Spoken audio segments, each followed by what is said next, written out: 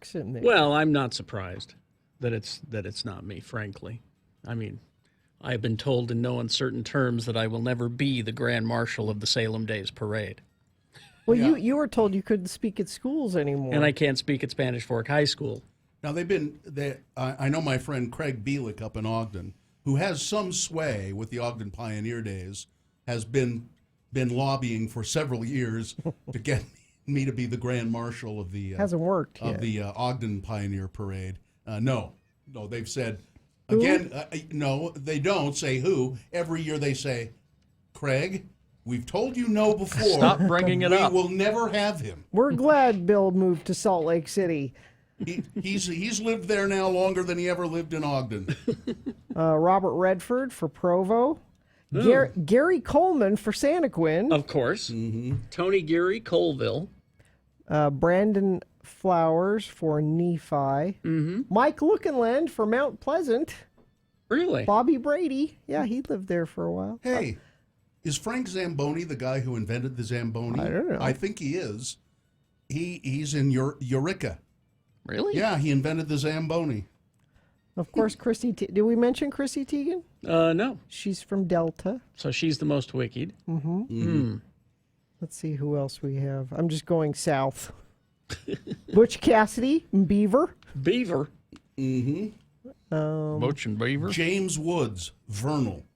What? I think he was born in Vernal. Was he? I feel like I've heard that before. I'm sorry to hear that, Vernal. You've had enough. I can look. Troubles. Because all I have to do is click on that, and it tells you why Vernal. Name some others, and I'll look up James Woods.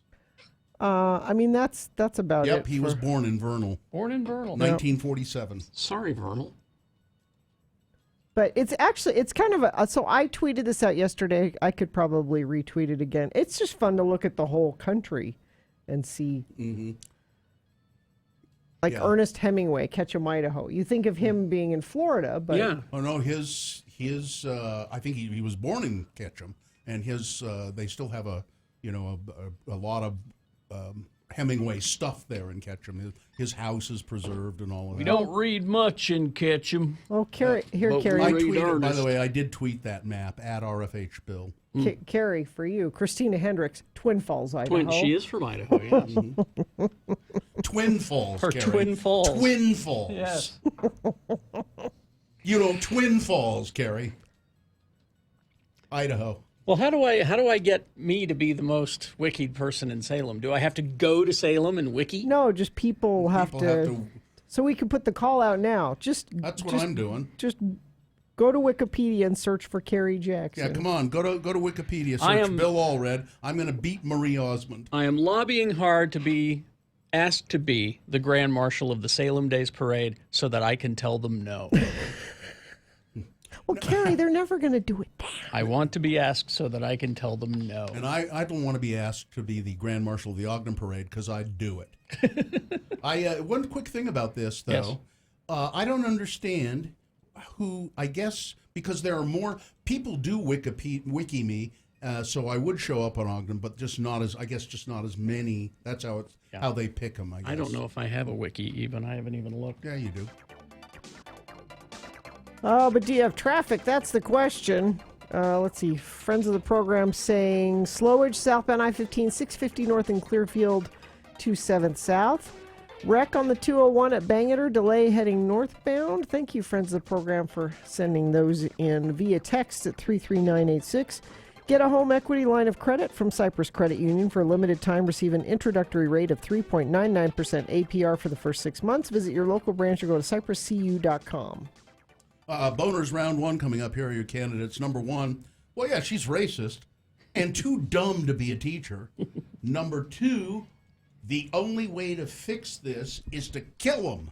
And number three, look what I did. All right, round one of your boners, big boy news, all coming up. Stand by for all of that. Getquip.com/X96 is the website to go to get the deal I'm about to tell you about. This is an excellent idea, I think, for Father's Day, especially, though, for graduation. The Quip electric toothbrush. I think it's a great idea to give. I use mine every morning, and I think that your grad getting ready to move Back to the dorms here in a bit. Would like a brand new Quip electric toothbrush. Treat their teeth to an electric toothbrush from Quip. Help them build good habits for the future. The guiding features are a gentle reminder to stick to daily self-care routine. Keeps your smile bright wherever you go. And on campus, that's very important, isn't it? Yes. One of the many reasons that I love Quip. Oh, they'll send you new brush heads every 3 months. That's dentist recommended, and it's only like $5.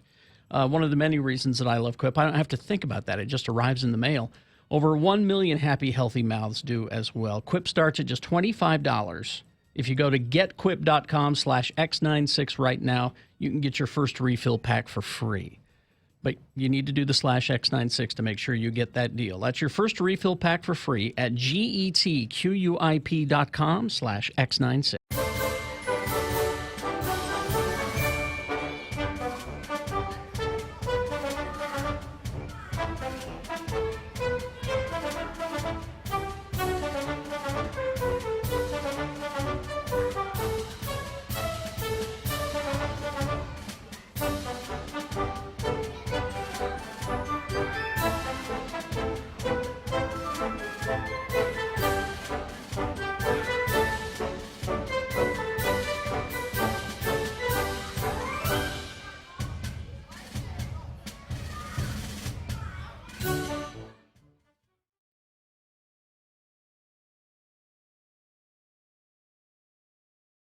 From celebrities to moms right here in Utah, more and more women are consuming their placentas in pill form. Don't do that. Listen, I want you to hear Okay, these. wait, don't go on. Even if there's something about eating your placenta, you would have to do it the way your dog does it when she has puppies. Yep. If there's anything to it, drying it out and putting it in a pill kills whatever good thing you think it does. Medical expert Gina Barberi, listen to the testimonies of these women, All Gina. right. The placenta, for those of you who don't know, is an organ that grows inside the uterus while a baby is developing. The placenta gives nutrients to the baby, and some believe... Some believe. People are saying, and I'm hearing. Ms. Barberi, not among them. No. But some people are saying, and I'm hearing, and I have the tendency to believe when some people say and I hear, and then I believe, that it is also capable of giving mom key nutrients even after it, that is the placenta, and the baby are delivered. Quote, so what happens is, studies show that about 72 hours after delivery, once the placenta is delivered, hormone levels drop, said Rachel Talley, a midwife, Gina, and herbalist. Are you either of those two things? Wow, a midwife and an herbalist. Are you? I am neither of those. All right. All right, then. Are there any, you take out your credentials and show me. are there any doctors or scientists around? Carrie? Studies, Carrie. Studies say, herbalists. according to this midwife And a Midwife study, and and herbalist, a study could be, you know, Okay. I've studied things, and that's. a it study. takes 4 to 12 weeks statistically, said an herbalist and midwife, for the body to and the endocrine system to start producing these hormones again. So what we're really doing is natural hormone therapy. After Miranda Hansen delivered her second child, she said she felt the despair of postpartum creeping back in. The first 5 days was like a flashback, she said. But after taking her first placenta pill, she says, so here's evidence right here, Okay. the symptoms softened in just 20 minutes. It was like this fog that was lifted, she said. It was like a breath, like it was totally like, I could just like feel like it was clear. It was Couldn't like possibly be that amazing. you were thinking that would happen, so it happened. Oh my That you were God, sold. you are so negative. Miranda says she bonded with her baby, got back on her feet quicker, and dropped her baby weight faster after taking the pills. Other moms, like Melinda Dratchell, also weighed in. I'm a big fan of Western, like modern medicine, she said. I'm all about the epidural, which I know you are, Gina. Big fan of the epidural. But she said the placenta pills worked for her. It was a little strange at first when I started And talking. they kept the taking them. cougars away, and they kept. Rachel Talley, midwife and herbalist, charges. What are you charging for this advice, Gina? Huh? It's free. She charges $250. Okay. How much and does she that's what it's charge? worth. And that's what it's worth. How much does she charge? That's curious. what your advice is worth. Because her advice, midwife and herbalist, $250 for her services. She said a placenta typically yields about 200 to 300 pills. Some hospitals won't release the placenta, but if they do, and if it's handled correctly, the health department said they don't see a risk in consuming your own placenta, but they do caution folks not to share their placenta with somebody else. Please let me have some of your placenta. No. Come on. No, don't share. No placenta sharing out there, okay? Rachel Talley, midwife, herbalist, and placenta encapsulator. And making money off of it. She is. Wait, that couldn't possibly have anything to do. She is a placenta encapsulator as well. A placebo encapsulator. Yeah.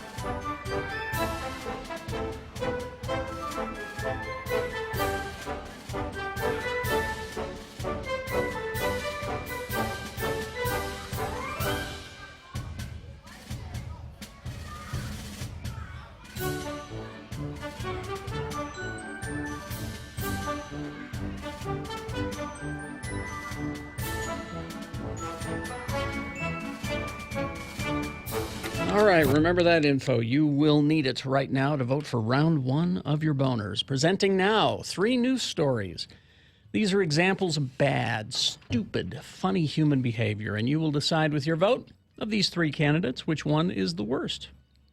Which one deserves to go forward to boner fight and possibly become boner of the day. See if it wins here. It's not boner of the day yet. It has to defeat the winner of round 2's voting. We do round 2 at 8:20 with 3 more candidates. We take both winners and we throw them into the Boner Dome at 9:20. That's when you decide boner of the day with Boner Fight. All right? So pick your champion for round 1 right now. Presenting now 2 candidates, then a third after the news. Once you've heard all 3, then you'll vote. One of you lucky random boner voters will receive. I can't buy it, gotta win it. Radio from Hell boner t-shirt, courtesy of Excel Automotive Repair. Radio from Hell's official auto mechanics. Don't buy a lemon, try Excel Automotive's $50 bumper-to-bumper used car checkover before you buy. Limit 2 cars per $50. Here's boner candidate number 1. Well, the only way to fix this is to kill him. Carbon Hill, Alabama. The mayor there, Mr. Mayor Chambers, he responded exclusively to a local news report about recent controversial comments he made in a Facebook post. There he is at x96.com/live. He's a fine, upstanding Southern man. He looks like the voice that you just gave him. I was just going to say that. Well, thank you very much. That's me. Yep. I'm Mayor Chambers. So he posted this. We live in a society where homosexuals lecture us on morals, transvestites lecture us on human biology, and baby killers lecture us on human rights. Is that a baby? Socialists lecture us on economics. So, I'm tired of it. We live in a society where that happens. Chambers then faced strong criticism from his comments, from his constituents, for the post, and also for a response to his Facebook friend who wrote, "By giving the minority more rights than the majority, I hate to think of the country my grandkids will live in unless somehow we change. I think it'll take a revolution." Well, what did he say? to that. The I'm sure, way. I'm sure he vehemently disagreed that was radical and shouldn't be talked about. No. The only way to change it would be to kill the problems out. What? What do I you, know what it's do you bad mean, to say that. What do you mean kill the problems? What do you think I mean, You miss? mean Miss, I think you ought not be letting the sun set on your ass here in my town. That's what I think. And here's my favorite part of this whole diatribe. He's talking about all these people lecturing us about. Yeah. What he's saying is we should be the ones lecturing y'all. Yes, that's is what right. he means. You know, That's exactly right. We're the white males. Now, so whoever wrote this, let's see, where's this from? It's from a local TV or station. It says, we question Mayor Chambers about the Facebook page, which contained birthday greetings and pictures of his family. Wow. So you're saying somebody's using your identity on Facebook, that this was put there by somebody else, but there are pictures of your family and you. Well, I don't know how it happened. But somebody else put that there. I did not. Yeah. So he's saying fake news is what he's saying. Basically, yeah. If you're you need to own up to that, Mayor Chambers. You need to stand by your statement. Even though he kept saying, no, I did not put that there. Somebody else did it. But during the same call, he spoke about immigrants, calling them ungrateful. Oh, that I said. I did say that. Well, that's because they're taking over the country. You understand that, don't you, miss? Are they? Yeah. Really? There's a civil war going on here in the United States There is? around us. You don't even see it, do you? What? Yeah. I think white guys are going to be just fine. Boner candidate number 1. The only way to fix this is to kill him. Here's boner candidate number 2. Yeah, sure, she's a racist, and she's also too dumb to be a teacher. A high school English teacher in Fort Worth was fired after imploring President Trump to rid her school of undocumented immigrants in public Twitter posts that she thought were private messages to the president. She thought that Twitter, if she did it the right way, would go directly to the president and nobody else would see it. Really? The board of the Fort Worth Independent School District voted unanimously to terminate the contract of the teacher, Georgia Clark, less than a week after she was suspended over her Twitter activity. You can see it at x96.com/live. She tweeted things like, well, that one, Mr. President, Fort Worth Independent School District is loaded with illegal students from Mexico. Carter Riverside High School has been taken over by them. Drug dealers are on our campus, and nothing's been done. Jeez. She's an idiot. Yeah. She's a racist idiot. How about that? She's racist. By the way, she's not only being racist on Twitter, she has been reprimanded before for making racist comments. And now she's fired. And, she's sure she's racist, but she's just too dumb to be a teacher. Mm-hmm. Boner candidate number 2. Coming up in a moment, boner candidate number 3. Well, look what I did. Boner candidate number 3 for round 1 coming up after this big boy news and opinioendo brought to you by Feldman's Deli, featuring corned beef, pastrami, mustard, pickles, imported from New York City, now serving breakfast and lunch Tuesday through Saturday, dinner Thursday through Saturday, featuring local live music Friday and Saturday nights. 20th East, 27th South, feldmansdeli.com. Chris Hemsworth, who, for my money, really was... I think of all the superheroes in the final Avengers movie there, he was my favorite. It was my favorite portrayal. You need to see Thor Ragnarok. You will fall completely in love with him. I've always liked him. He's so funny in that. And he's so funny in the final Avengers movie, movie, too. in Thor Ragnarok, he's hilarious. I understood that. But he says, before Thor came along, I wasn't doing well. Oh, Chris. I was struggling financially. I didn't have much money.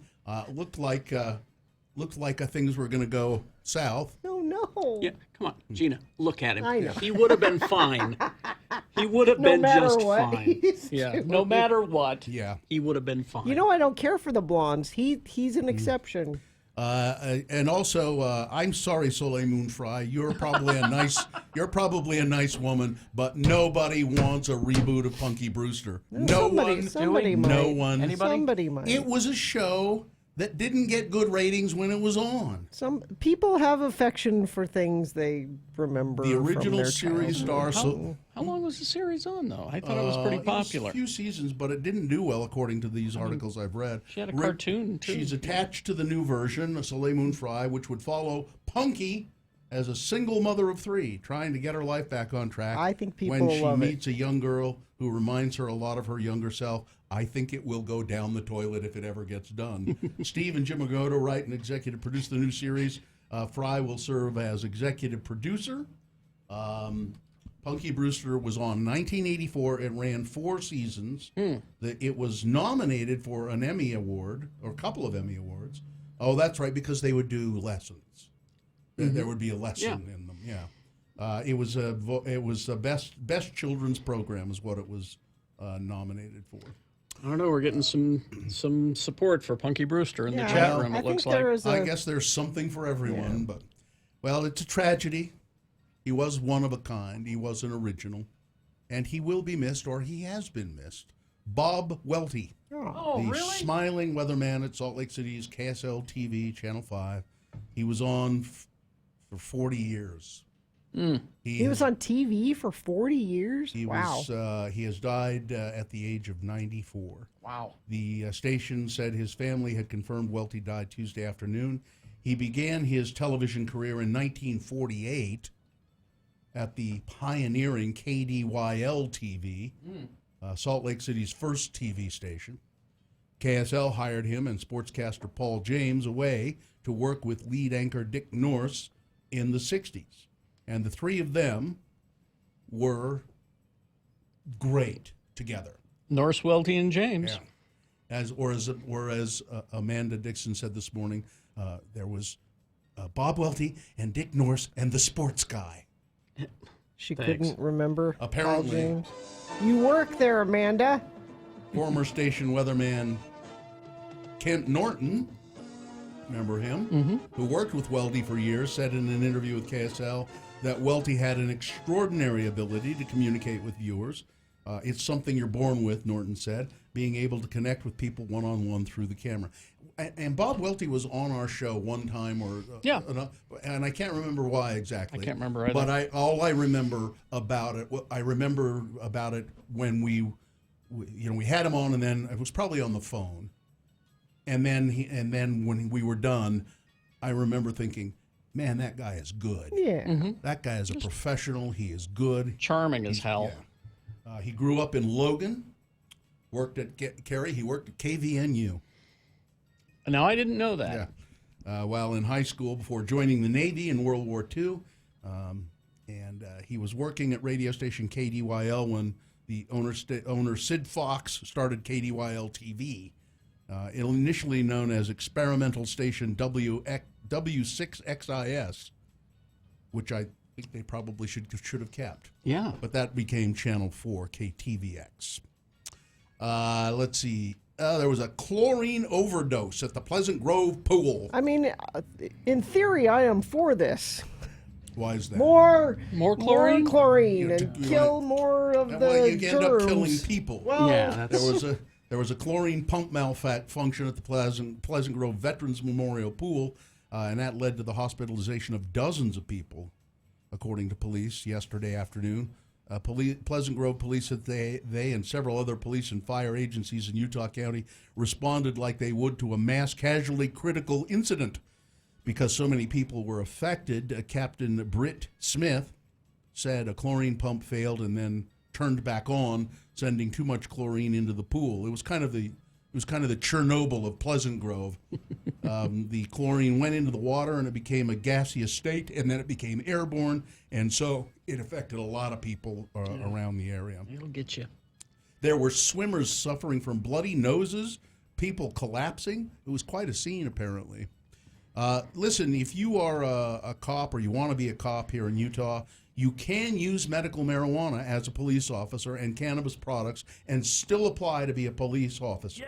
Yay! But you're going to have to show that your use was legitimate and that the medicine was authorized under state law. Oh, boy. Utah It's police, legal, yeah. Utah police and the academy that trains them are trying to navigate the new world of medical marijuana and cannabis. The products were once just entirely off the table for anybody wanting to be a cop in Utah. Even applicants to the academy had to disclose if they had ever used marijuana, legal or otherwise. Nobody would apply if he or she had used marijuana. No one could apply if they had used marijuana within the past 2 years. So it had to be longer than 2 years ago. And they'd say, okay, that's fine, you can apply. On Tuesday, the quarterly meeting of the Utah Peace Officer Standards and Training Council, Major Scott Stevenson said that applicants have to disclose any marijuana or cannabis usage, but if it is limited medical use and you can prove that, then you can go ahead and apply. I'm sorry to announce, I know this is going to be a blow to you all, that Christian Harrison has decided he's withdrawing from the mayor's race there in Salt Lake. Christian Harrison, he's withdrawing his name from the Salt Lake City mayoral race, and he's going to endorse David Garbett, the former executive of the Pioneer Park Coalition, and who is, I believe, intimately related to Garbett Holmes. Mr. Garbett launched his campaign in February after he said the path to victory narrowed for smaller candidates like himself. But Christian Harrison, out. I don't know who I'll vote for now. I mean, who? There's lots of people running. Yeah. Let's see. So the Parkland school shooting, Marjorie Stoneman Douglas High School. There was a cop there on the premises. No. If we have armed guards at schools, they will take care of active shooters. That's that will help. There was an armed guard there, and as bullets ricocheted and bodies fell, Deputy Scott Peterson stayed outside instead of going in and trying to do what his job was. Even though, I'm not saying it would not be a tough thing to do. I'm not saying I would do it, but I'm also saying I would not be an armed guard. That's what because I don't think I could do it. That is why you're there. That is for more than the primary a year reason you're there. After the attack, parents have demanded that Mr. Peterson, along with the gunman who killed 17 people and injured 17, be held accountable. Well, he is going to be held accountable. He's been living on, he's fired or he quit, I don't remember which. He's been on living on his pension, but he was suspended and after this 15-month investigation, they've decided they're going to charge him with crimes. So there you go. Weather, traffic. Brought to you by Savor Every Moment at the Melting Pot in Salt Lake. Come experience the Melting Pot before or after your favorite show or game. The Melting Pot, saltlakecity.com. Weather just beautiful today, a lot like yesterday. 83 for a high, sunny. That's going to change tomorrow. It'll be hotter tomorrow, but thunderstorms tomorrow afternoon. So today's the day to go to the pool, just not the one in Pleasant Grove. Traffic we've got, let's see, crash northbound I-15 at Triumph Boulevard in Lehigh. Left lanes are blocked there. Crash southbound I-15 Shepherd Lane in Farmington. 4-car accident, I-15 northbound in Lehigh. That's just a friend of the program reiterating what I just told you there. Super slow traffic in Roy. It's because everyone is Wikipediaing my name while they're driving. Don't do that. Wait till you get to work to do that, please. Introducing Jiffy Lube Multi-Care. Get services on brakes, batteries, spark plugs, and more. Jiffy Lube, you can do more in a jiffy. Visit jiffylubeutah.com to buy oil changes online and save big. Here's Boner. I just got word that that guy Harrison, who's withdrawn his name from the Salt Lake mayor, he's in favor of the Punky Brewster. Oh, he wants the reboot. He'd like to see that happen. All right. Here's Boner candidate number 3. Look what I did. A Sunset, Utah man accused of pointing a gun at an unsuspecting police officer while he was out on bail in another case in which 2 men were stabbed is scheduled back in court. Aliyaha Ray Hunter has 2 pending cases. Now, they would not have caught him for pointing this gun at a police officer. Okay. Except for one thing. What? So, Clearfield police had responded to an apartment complex where 2 men had been stabbed in the back multiple times. Okay. The men had pulled up on 4 other men vandalizing a car. Oh, I see. The 2 confronted the men. They were attacked by all 4.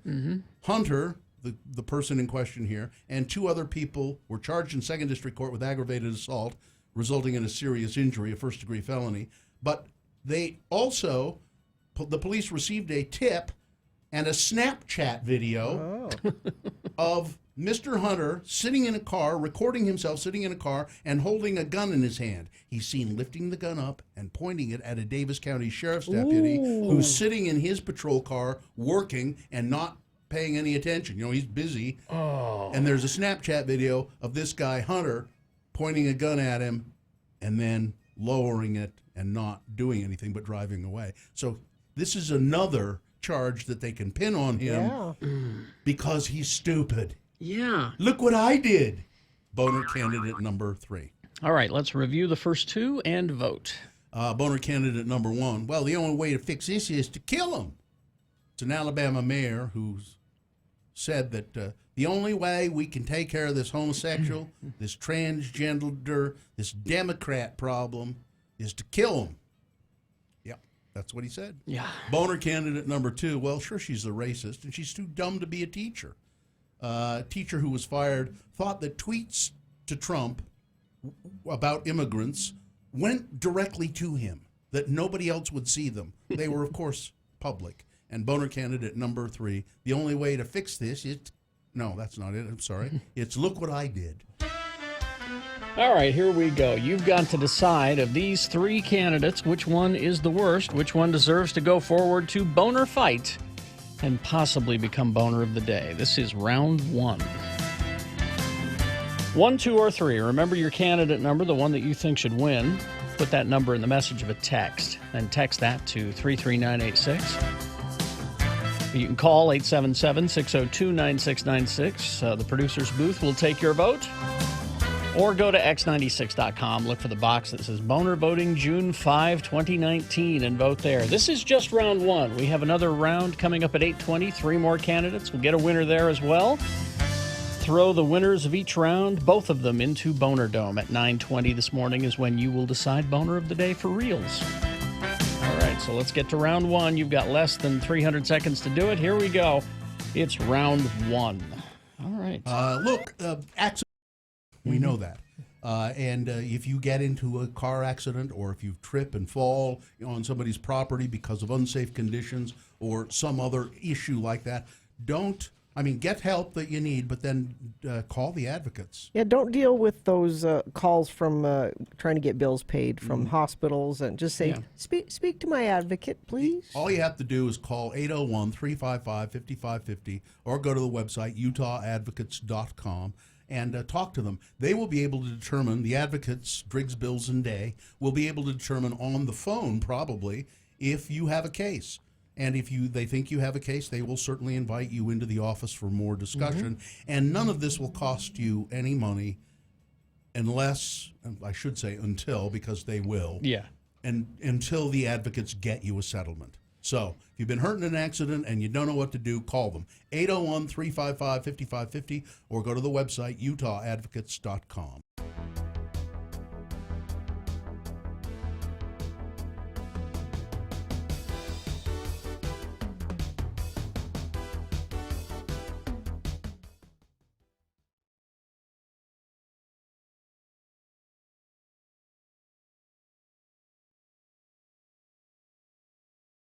A carton of Marlboros right now. As much of a food lover as you are, I'm curious what heavy smoking does to the taste of food, because I would think everything would taste like cigarettes. You know, they say that, when you quit smoking, your palate wakes up, and I've never really noticed any difference at all. You don't have that taste in your mouth all the time? And there's a lot of people who find it really satisfying, after a meal, you light up. Yeah, now, that's the one thing, after having a nice meal, to have a cigarette after a nice meal. A little scotch, That's the best, Gina, I probably already know the answer to this question, but have you ever smoked a cigarette? Shh. Nope. Not at all? Nope. Not even a fake one? Nope. I've never even put an unlit one in my mouth. Really? Nope. All of these questions could apply to her sex life as well. Never even put in... Fake one, No. the real one, never addicted. No. Because in high school... After a good meal, Nope. no. In high school, I smoked a ginseng cigarette, a whole pack of ginseng cigarettes, actually. What? I was Or in you the... mean clove? No, cigarette? they were ginseng. I got them at a GNC or something like that, and It was for a show I was in, a play that I was in. I had to smoke on stage, I have to smoke. and so I did. And Yeah, you I, do. and I liked it. I didn't like it because I thought it Well, tasted that's- good and it burned. I liked it because you could go, you see? Yeah. No, and that's one of the flick it. reasons I never tried it, because I was worried I would like it. Also and applying then- to your sex. Yeah, worried I That- would like it. That's not any of the reason you never tried it. That's part of the reason. That's not No. even That a is tiny part of the reason. Yes, it The is. tiniest part. The reason is your mother told you not to. Well, that's a big part That's of it. the only reason. That's what you should do. Here's your adventure. Smoke a cigarette. There you go. I don't want to smoke a cigarette. It's just one. It won't Too hurt many, you. too many boundaries, Gina. Too many boundaries. How many times have I heard that? Just one, it won't hurt you. It's just one. I think the reason that Gina never started smoking was she heard the phrase "if she smokes, she pokes," and that's when she decided that it was probably not a good idea to. Yeah, I mean, Don't want people to think, Yeah, or she doesn't want people to think she's easy or a nurse. That's right. We have been talking a lot about smoking today, haven't we? Yeah. God. But it is true. Just I change the bong water every time. That's all I'm saying. I'm sorry, but it is true. If the old say, if she smokes, she pokes. It's pretty much true. That has been my experience as well. So then it makes sense that I That's why she didn't. didn't. Telling you right now, that's why she didn't. She didn't want to look like a slut. And it's why she still doesn't. Couldn't you smoke? Get one of those like Hunter Thompson cigarette holder things, FDR. The elegant. and then hold it like this. Yes. Up like Greta Garbo No, or something like that. It's true. I was worried I would like it. And I have no self-control. None. You have you? No. No, she doesn't have any self-control. That's why she never does anything. Would you like another Coke, Gina? Yes. All right. Someone get Gina an eclair. I don't want an eclair. Oh, yes, I have you no do. room for an Yeah, eclair. get Gina. Look at those delicious See pastries. this right here? Biscuits that and part. gravy. Just, they're sitting there. I know. Oh man, I'm What? in bad trouble. I'm with gonna have the way- burger later. That's gonna be interesting.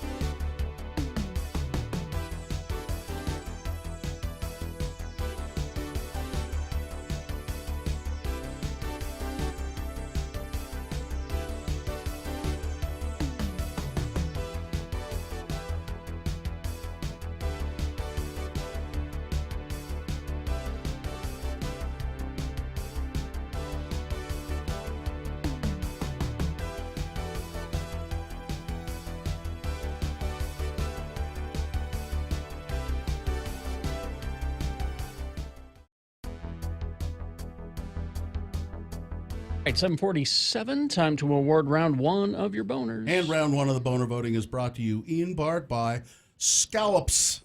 And Salt Lake e-bikes for sales and rentals of electronic bikes located east of Liberty Park on 7th East. Discover how fun e-biking can be. Browse online at saltlakeebikes.com. Boner candidate number 1 was, the only way to fix this is to kill them. And now by that, I mean homosexuals and transgender people and, of course, Democrats. Mm-hmm. And when baby killers. Socialists. Well, Democrats are baby killers. Yeah, that's just the only way to. That's the mayor of an Alabama city saying that. Mayor Chambers. Boner candidate number 2. Sure, she's a racist, but she's also just too dumb to teach. A teacher thought tweets to Trump were about immigrants were private messages to him.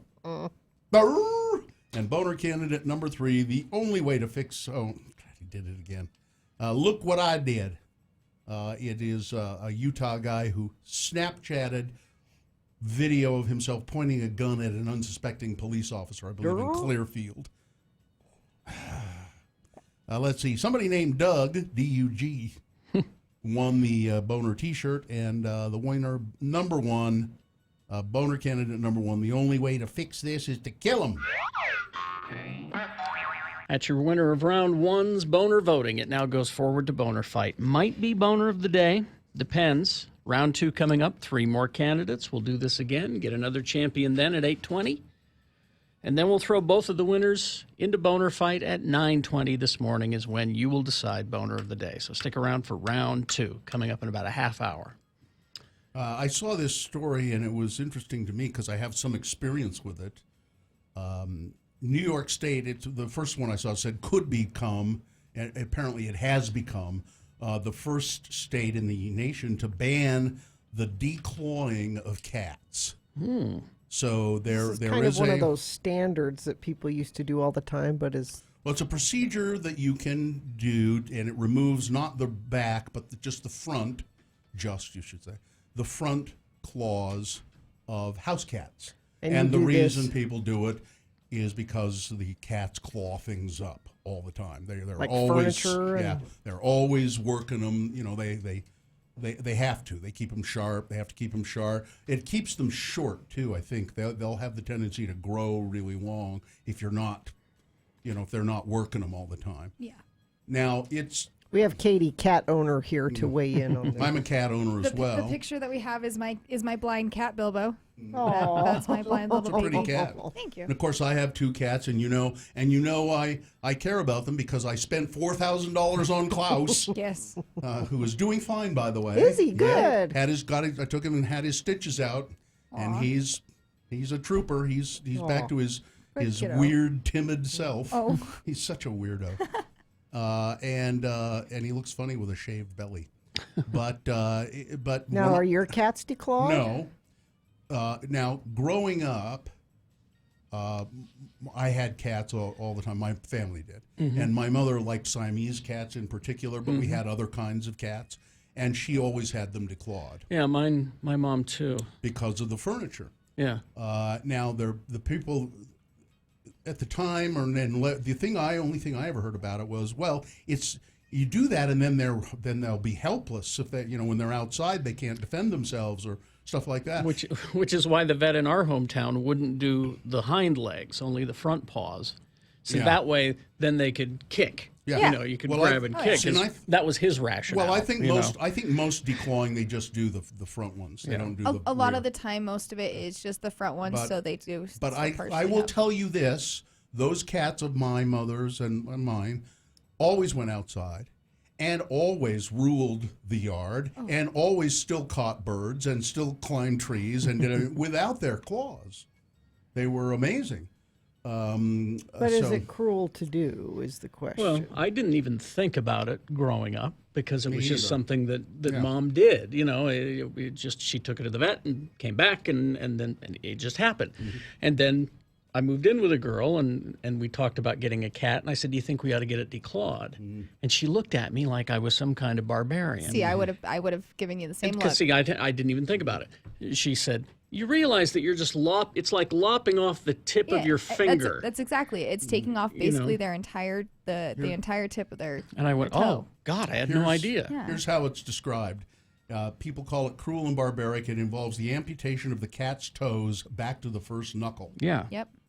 That's exactly how she described it to me. So we're gonna clip off the tips of your fingers. Mm-hmm. I mean, how is this different than docking a dog's tail or Well, clipping their ears? There are people who say you shouldn't do that. I am because they do that for now the docking of tails. They do it on working dogs because because they're out in the fields and having long tails can get in the way of things. But that's the excuse.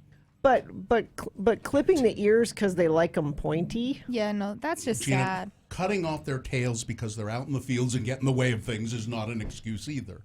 I'm just saying there's a practical reason for the declawing. Well, there's a practical reason. There's a practical reason for doing their ears because it makes the Doberman look fearsome. Because if you have a Doberman with floppy ears, he looks like a dork. I've heard the docking of tails is also a health factor for certain dogs. I don't know that for sure. I don't know that for sure, but I've heard that. So I don't know. It probably is. It probably is not a. It's not anything I've ever wanted to do to my cats that I've owned as an adult.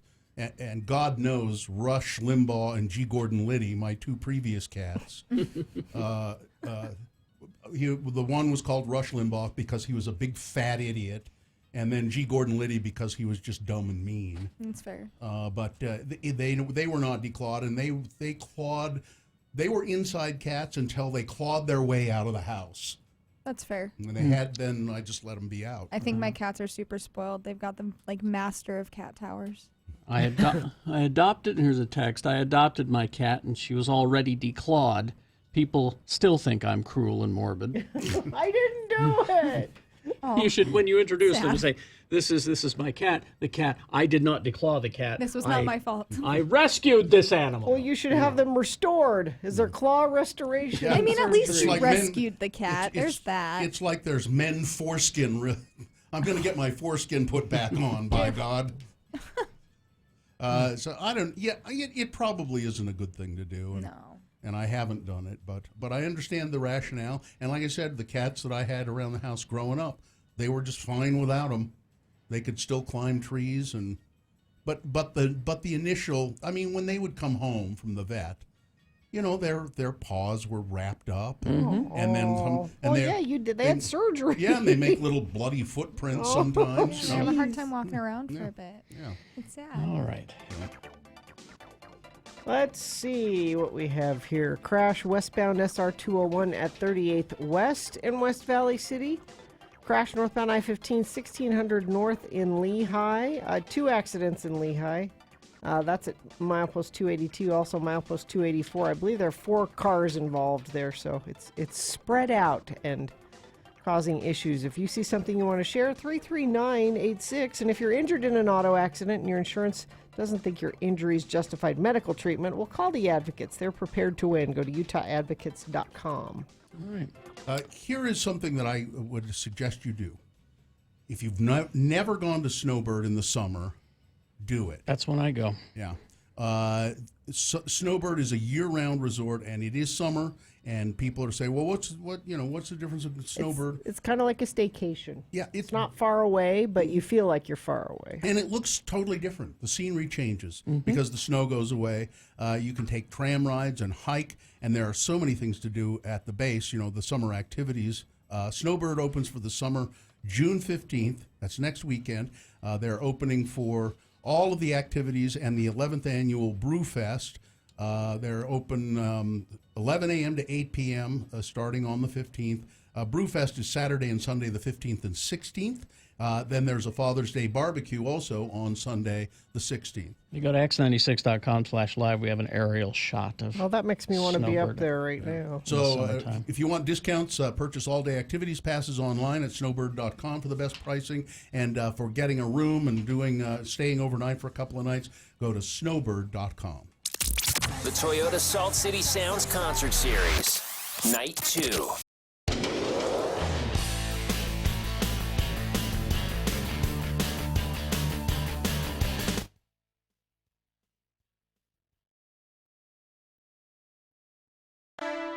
Ladies and gentlemen, the Radio from Hell radio players. Sex. Boom. There, I said it. You did it. Good for you. I love how you snicker and can't say that word with a straight face. I didn't snicker. All I'm saying is our relationship expert is in the studio. And I made a breakthrough, didn't I? Didn't I? What was it? I said sex over the public airwaves. Oh, by the way, I did get your email with all your questions. We're going to go through them one by one tonight. All right, thanks for throwing me under the bus. It's all good, brother. Big Daddy's here. The birds and the bees. It's a conversation that is a famous in culture. Oh yeah, critical. What actual percentage would you say from your experience as a relationship coach, what percentage of families actually have this conversation with their kids? You know, my gut would tell me 35%. Really? See, I would have put it somewhere around like 5, 10. Well, I don't know, you think, but I don't know that they do a great job about it. You know there's things we don't talk about, kids. Right. One of them is the birds and the bees. I think we're getting to a day and age when more and more of it is happening. There are some great statistics about, teenage sex and things like that. And, those numbers are dropping, not doing it as much as they used to, amazingly. Really? Yeah. Is that nationwide or just in Utah? Nationwide. Okay. And, in fact, I'm looking for those as we're talking. I think what we're starting to see is, for example, younger adolescents, so younger than 15 years of age, are delaying sexual intercourse by a great number.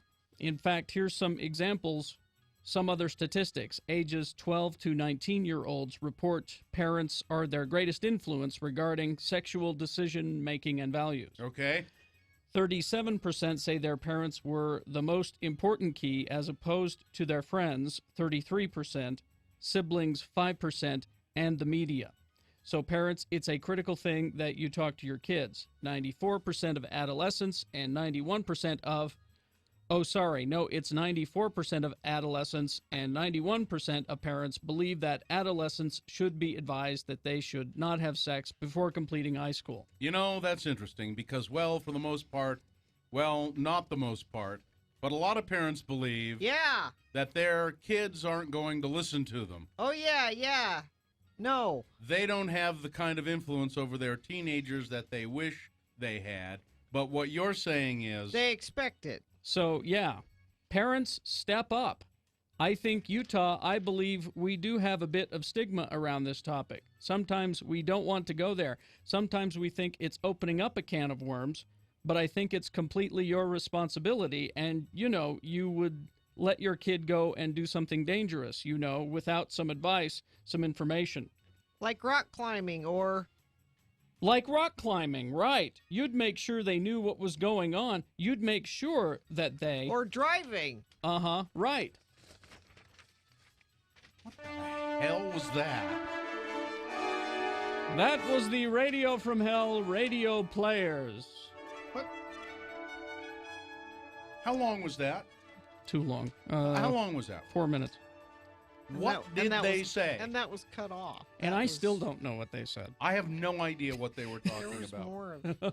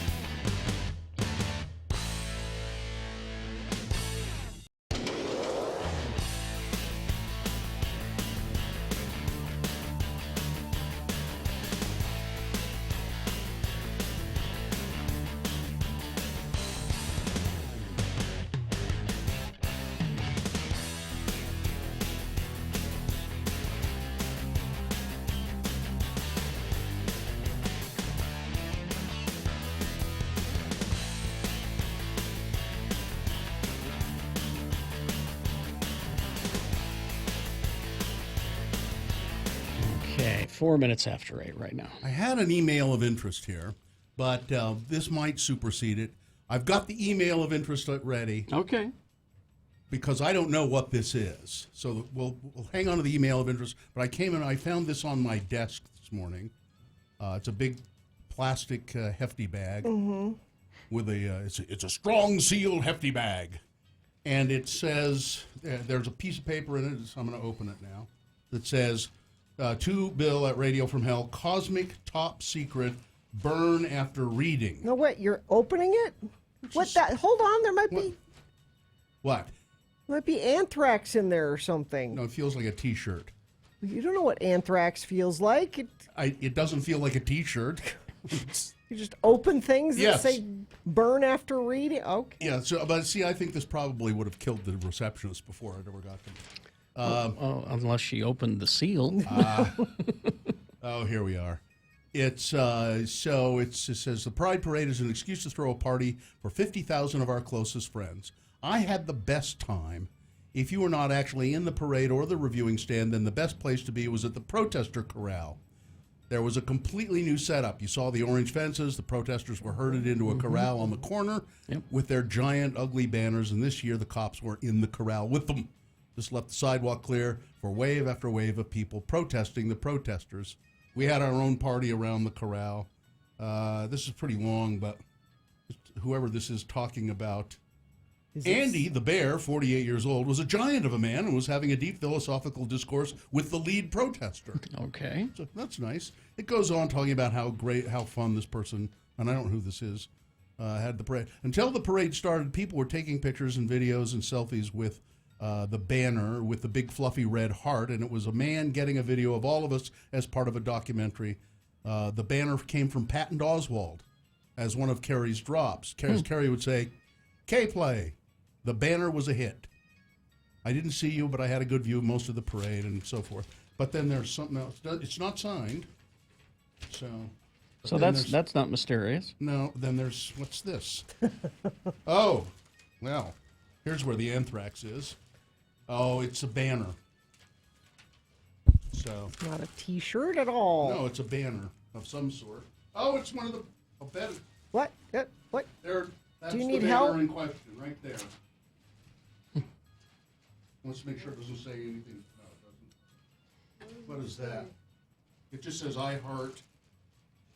Oh, and you lift it? No. What? Okay, that. What are we doing? Yeah, there what it is... Okay. It's made out of a garbage bag essentially, and it's got a big red fuzzy heart on it that somebody took to Pride. Why did they give this to you? I don't know. I still think there's anthrax in it. This is Open things. And in now here. the virus is loose Yep, in the studio. That's it. There's nothing we can do. Yep. Oh, there it is. Yeah. The This- anthrax? Yeah. This is from Frank at Gmail. And it's I think this is just all in all to say thanks for being a supporter of Pride, and I wanted you guys to Or have it's a clever way to deliver anthrax to. They love the gays. We'll disguise it as a gay thing. Yeah, that's And then they'll open it, and that's how we get the anthrax. You think? Yes. Okay. I love So it. thanks, Bill.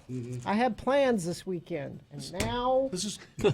That's right. You've got I have a wedding. You've got to go carry umbrellas and stuff for people in a wedding. I have. And Chris points out there's only one way to tell, and that is if you lick it.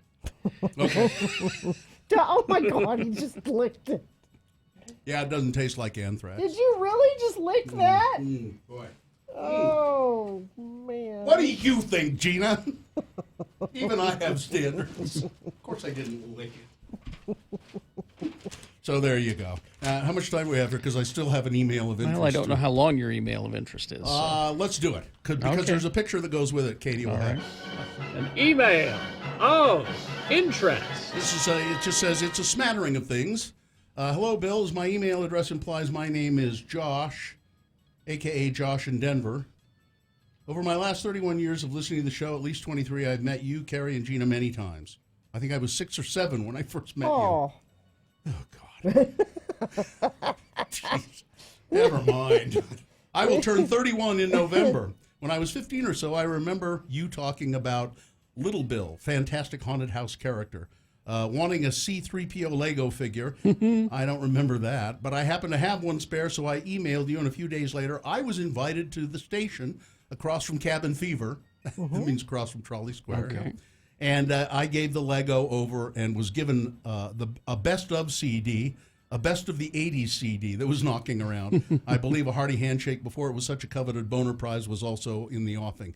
Years later, I saw you perform White Rabbit, Red Rabbit at Kingsbury Hall and had you autograph my ticket. I still use it as a bookmark. My wife Emily and I worked at the Natural History Museum of Utah for several years. We both made our way to the exhibits department, and starting in guest services, we made friends with some amazing, hardworking employees. Paul Michael Maxfield, who's been on our show a bunch of times, and Christy Bills and some others. Anyway, he's just talking about how much he misses those people. I want to thank you all, as my Radio from Hell mom and dads, for all of the years of entertainment, the guidance, and the interesting conversations. I'm glad to have you on the internet here in Denver for a little slice of home. And to wrap up, and here's where the picture comes into play, Katie. Thanks for letting me listen. Geek Show approves Colorado help. Yes. Bill can have mine. I'll be your DD or designated driver. And Gina, don't touch my ferret. Her name is Midna. Midna. And she brings me endless joy. Love, Josh. There's a picture and of there's Midna. a picture of Midna the ferret on a leash. Out for a walk? Out for a ferret stroll? Out for a ferret stroll. Although you can't tell me that Midna doesn't hide under the couch and What? And grab your feet when you walk by. You can't tell me that. Right, Katie? That's what they do. It's a pretty cute ferret on a leash out there. I'll tweet a picture, or Katie, tweet that on the RFH, on the Radio from Hell Twitter, that picture of Midna the ferret. So there it is, Josh in Denver. No anthrax there either. That's very nice. But that I met you when I was 6 years old. I just We hear that often. Yeah. A little too often. Well, it looks like you're stuck with us for a while. I don't know. With the anthrax, how long does it take for anthrax to feel the effects of 12 hours? 12 hours, okay. And also, it has not been accepted yet. Yeah, so. I don't see that. I haven't seen the final document. Yeah. The rumor is that it's been accepted. We'll see. But we haven't seen it. All right. So there's your email of some interest.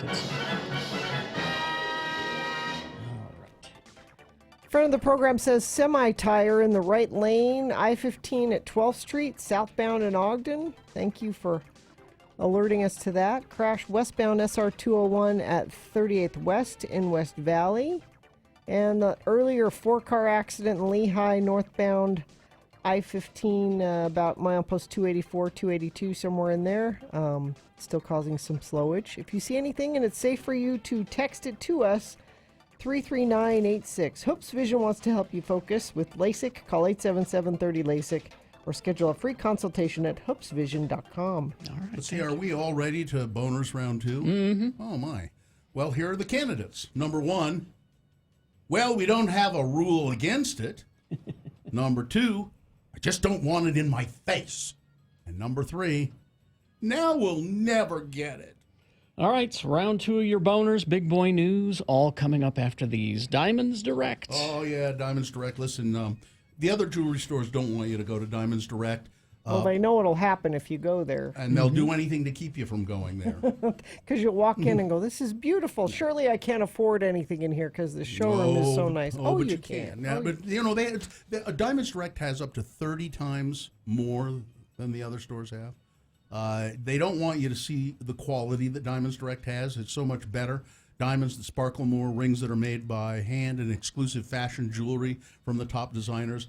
And they don't want you to go to the Diamonds Direct because the other jewelry stores' high prices will be exposed. When you see how much more you can get at Diamonds Direct and save, how much more you can save, for your dollar, you're going to get more diamond. Really, you're going to get more jewelry for your dollar. And you won't go back to the other stores. No, it's not a contest. You'll become a customer for life. Exactly. Diamonds Direct will crush the competition in every category. Find out for yourself the best value and so much more. Diamonds Direct, 6400 South across the street from Fashion Place Mall.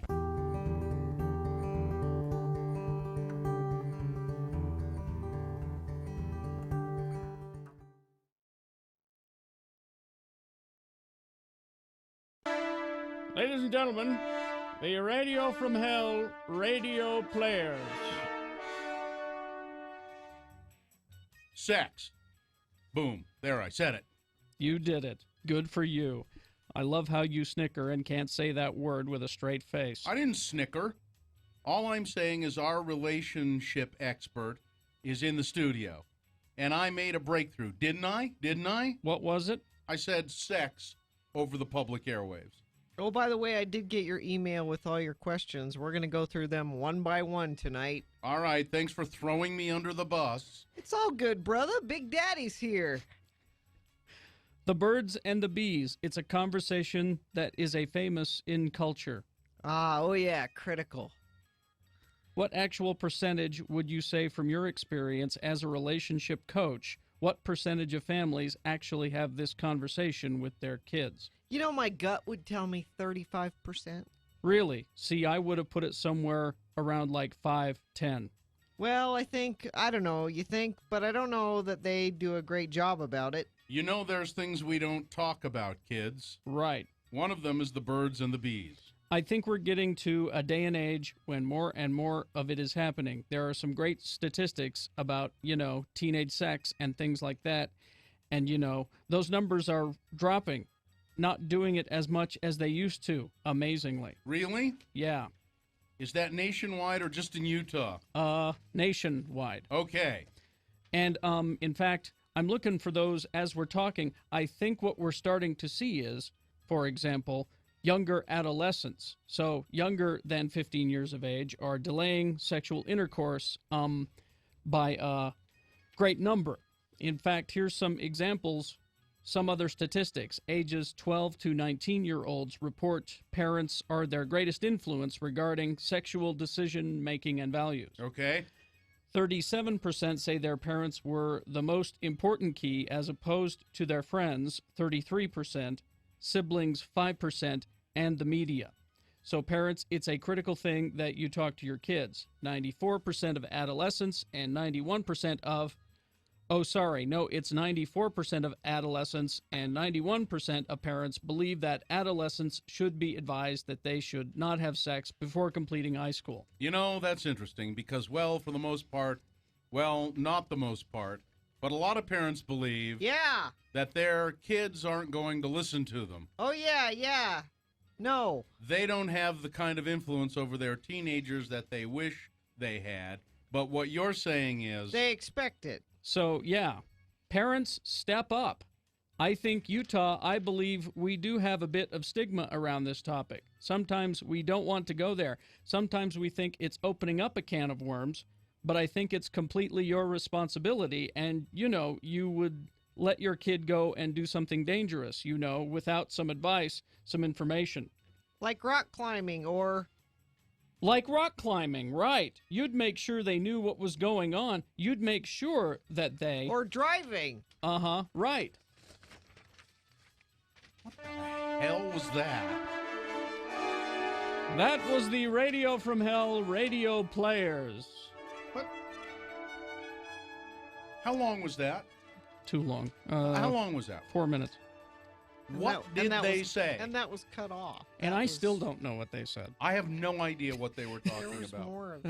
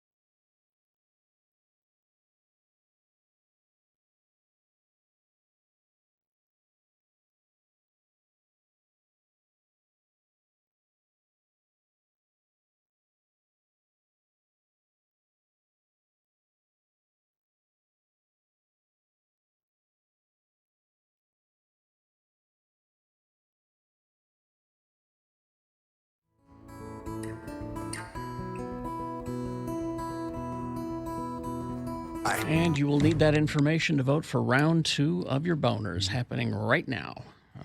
2 candidates now, a third after the news. Once you've heard all 3, then you will decide of these 3 candidates which one is the worst, which one deserves to go forward to boner fight to possibly become boner of the day. Boner means mistake, bad, stupid, or funny human behavior. You know the drill. We take the winner of this round and the winner of last hour's round and throw them both into boner fight. That's when you actually decide boner of the day. Right now, we need you to pick the champion for round 2. 2 candidates now, a third after the news. Once you've heard all 3, then you will vote. One of you lucky random boner voters will receive. Well, I don't know if you want one because his hand is covered in anthrax. That's true. But if you're brave and you would like a hearty handshake from Bill Allred, ask him for one. I'll wash my hands. Here's boner candidate number 1. Well, we don't have a rule against it. The agency that certifies police officers in Utah is drafting new disciplinary guidelines for cops who engage in sexting and who masturbate while on duty. This is a problem so much it needs addressing? At its quarterly meeting on Tuesday, the Utah Peace Officer Standards and Training Council, POST, was briefed on proposed discipline on the issue, which falls under sexual misconduct. Post Executive Director Scott Stevenson said, there have been issues that need to be addressed where officers have engaged in inappropriate communications with confidential informants, with colleagues, and with others. Quote, I don't think taxpayers would like the fact that their officers, some very few, would be taking time when they should be enforcing laws or protecting and sending inappropriate measures. Well, but those long stakeouts, though. Yeah, what are you going to do? Well, Stevenson brought up the issue of an officer who, quote, pleasures himself out of sight on duty in the car. It brought a round of nervous laughter from the Post Council. However, Stevenson said it's unfortunate, but we don't currently have any rules against it. We're developing some. So that tells me this has been a problem in the past. Yes. More so than just one isolated incident. Not just in the past, it's a problem now. Mm-hmm. We are having to develop some rules. No, the rules to address are this. No, that does not take time. Just don't do that. There, that took no time to say. Nobody has said that apparently. Well, there, I said it. So how about not doing that at work, no matter where you work? How about that? How about that's something for private time at home? As we always said to our children, that's private time. Don't do that in front of people. Private time at home. I don't care what your job is. Boner candidate number 1. Yep. Well, we don't have a rule against it. That's the best part of it. He said that. Because that tells me that somebody has said that when they got in trouble. They're like, "Was that against the rules? Show me in the employee handbook where I can't do that." Doesn't say that. Here's boner candidate number 2. I just don't want it in my face. A new set of pride flags hanging from lampposts along Main Street in Heber City, up there by Park City, has led to some debate at Tuesday night's city council meeting. Quote, I have no problem with people's sexual orientation. I have a real problem with it being flashed in front of my face, said Patricia Thompson, a Heber citizen. What about acceptance of my values as a Christian woman? Are you going to fly a flag in support of those of us who are straight? Every other flag in the damn world is a... Yeah, and as a Christian woman, you have national holidays. The flags were paid for through private funds, so no public money was used. It's a rainbow. They were hung on city-owned lampposts and went through the usual approval process through Public Works. Mayor Killeen Potter said she was consulted and given approval for the flags, and she gave approval for the flags as a way to recognize a broader celebration of a civil rights issue. This is not a political issue. Mm-hmm. This is an issue about loving those around us, period, said Allison Phillips Belknap, said. Heber citizen who raised the money for the flags. But Patricia Thompson a Hebrew citizen, and she wasn't the only one. I'm sure.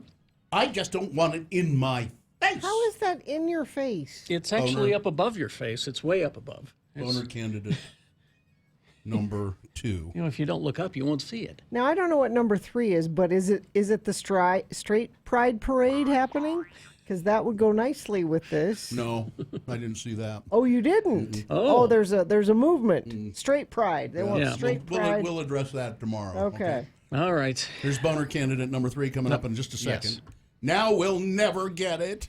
Boner candidate number 3 coming up for round 2.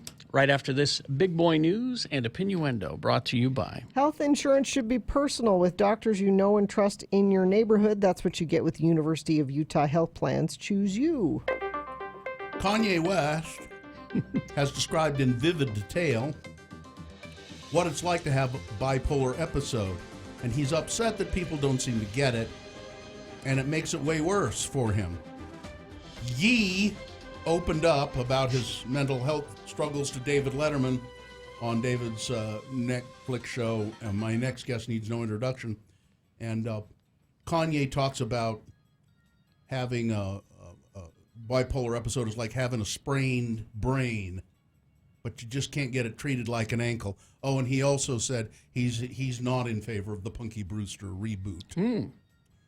A man who shot at a bystander who intervened in a domestic dispute in Provo has died. Nisha King, Provo police confirmed Tuesday that the man who was critically injured in the Monday shooting was dead. He was identified as 26-year-old Jeremy Sorensen. Nisha King said the police were dispatched to apartments near 500 North, 200 East, 8 p.m. Monday. On a report that a man had been shot, police arrived, found Mr. Sorensen with gunshot wounds, and he was taken to the hospital. The Sorensen had been involved in a domestic disturbance. Another man had been driving by, spotted this fight between Sorensen and a woman. They were physically fighting in a driveway, and the other man got out and tried to break it up, and there was an exchange, and then the guy who drove up pulled out a gun and shot this Mr. Sorensen. So what's going to happen? Well, the Utah County Attorney's Office says we still have to determine, we're still looking into it, whether charges should be filed against the guy who pulled the trigger. New report shows that homelessness in Weber County is proportionately higher than in Salt Lake County. That's kind of surprising. And has increased at a much higher rate than its larger southern neighbor, that's Salt Lake. Since 2014, local leaders identify several reasons for it. Okay.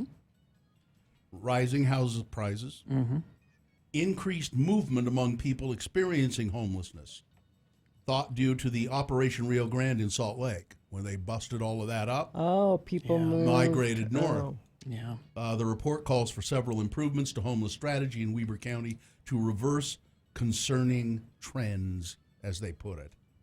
We're not there yet, but we'll be in a crisis if we don't address this immediately, Andy Beatles, executive director of the Weber Housing Authority, said in response to the report. Let's see, Draper residents Draper City has purchased more than $7,000 worth of food over the last 5 years from a local Mexican restaurant called Guadalajara's. Oh, yeah. Oh, yes. Yeah. A company that is owned by City Councilman Alan Summerhays. But that has not always been disclosed on their annual conflict of interest forms, his conflict of interest forms. The spending of taxpayer money for the council meals and snacks, which was verified through an open records request and confirmed on the state's public transparency website, has spurred questions from some about whether Mr. Summerhays has used his public office as a city councilman for private profit, which is expressly prohibited by state law. He's making money off the city council. That's a gain if it's $5 or $7,000, said Draper resident Tony Nelson. If we're not going to enforce it at the smallest level, how do we expect to enforce it at the larger level? You mean the emoluments clause? That's the only thing citizens have to ensure that there's oversight of these guys. So Nelson has filed a complaint. Well, And who decides what food they order? I mean, who I don't know that kind of. I don't know. Now back in the day when it was one of the few restaurants out that way, I get it. But now They have everything. you've got everything. Yeah, well, a throttle hunk is just tradition here. I don't know. I don't know anything about no emoluments clause. I do know that taxpayer money is paying for commercial space at Trump Tower. Mm-hmm. President Trump continues to spend $37,500 a month of campaign money for office space at Trump Tower, with some, if not all of that cash, destined for his own wallet. Boo! Yeah, so I guess that's not taxpayer money, that's campaign donation money. Yeah, that's different. Even as thousands of square feet go unused at a newly opened office in Northern Virginia, no more than 4 or 5 campaign staffers work at Trump's Manhattan base, according to an informal advisor close to the White House, where the campaign rents a few thousand square feet as its, quote, headquarters. The per square foot cost is likely at least triple what the National Republican Committee pays for the much larger space that it shares with the campaign in Arlington, Virginia. And and El Paso, Texas is still waiting for the Trump campaign to pay $470,000 they charged him for the rally he had there, and they said we'll pay for it, and they haven't. You'll never see it. Trump's reelection campaign is in arrears and a notice for $470,000 from the city of El Paso, Texas. He has a history of not paying for things. Presidential candidate Beto O'Rourke, on the other hand, has already paid his tab to El Paso. Remember, he had an event the same day for a city event to launch his campaign. Oh, this is 6 weeks later. He did another event there. And Beto for America owed the city $28,630, and the campaign paid a deposit of $8,000 ahead of time, settled the rest on May 24th with a check. Well, where did Beto go? He disappeared. He's not going to go anywhere. He's campaigning. He should just try to run for Senate again and do that. Yeah, we need more senators. Yeah. He's kind of disappeared, and I think it comes down to it on the national scene. He's not that. He'll be back. Well, maybe. He'll be back. It's just not time. I like him. The one who's disappeared is Uncle Joe, and there's a reason. Why? Yeah. Well, he's ahead in the polls simply from name recognition. Sure. He's not out really doing a lot of campaigning, and the reason that he's not out in a lot of places is his campaign doesn't want him screwing up. Joe might say something. Yeah, you're ahead in the polls. Let's just keep you in the back room. Everything will be fine. I heard some commentators say he still hasn't learned anything. He was at a campaign event, and there was a young girl, like a little girl there. Yeah. And he told her how pretty she was, and I'll bet you're as smart as you are pretty. And then he went behind her and put his hands on her shoulders while they did the Pledge of Allegiance or played the national anthem or something. And he's just... Yeah. It's just, I'll bet you're as smart as you are pretty. Again, I will take the Kerry Jackson rule here. I will vote for whoever exactly the Democratic Party puts on the ticket. Well, it won't be Joe. If it is, I will vote for it. Like I said, right now it's strictly name recognition. Once you get into the debates, things will change. And you shouldn't talk that way, because you should be hoping for somebody who really is going to make a difference and can beat them. Anything will be better. Yeah, I want Kamala Harris. I want Cory Booker. There are a bunch of them I could name that I want. But Joe Biden wouldn't win. I don't know that. I do.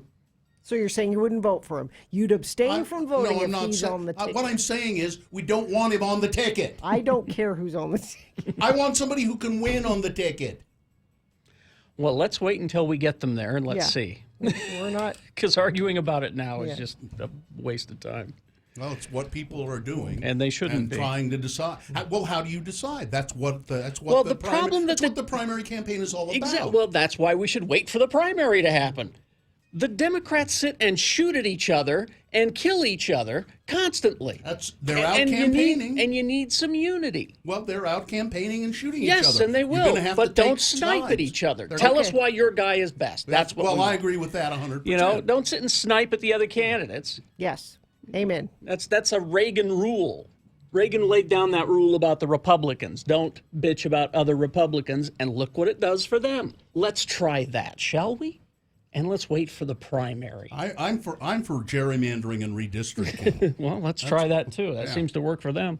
Sports weather traffic. At Snowbird, there's no off-season. They're opening for summer season Saturday, June 15th. Go to snowbird.com to book your stay. See you at the Bird. Well, it's good news. Tonight at the Bees game, $1 hot dogs.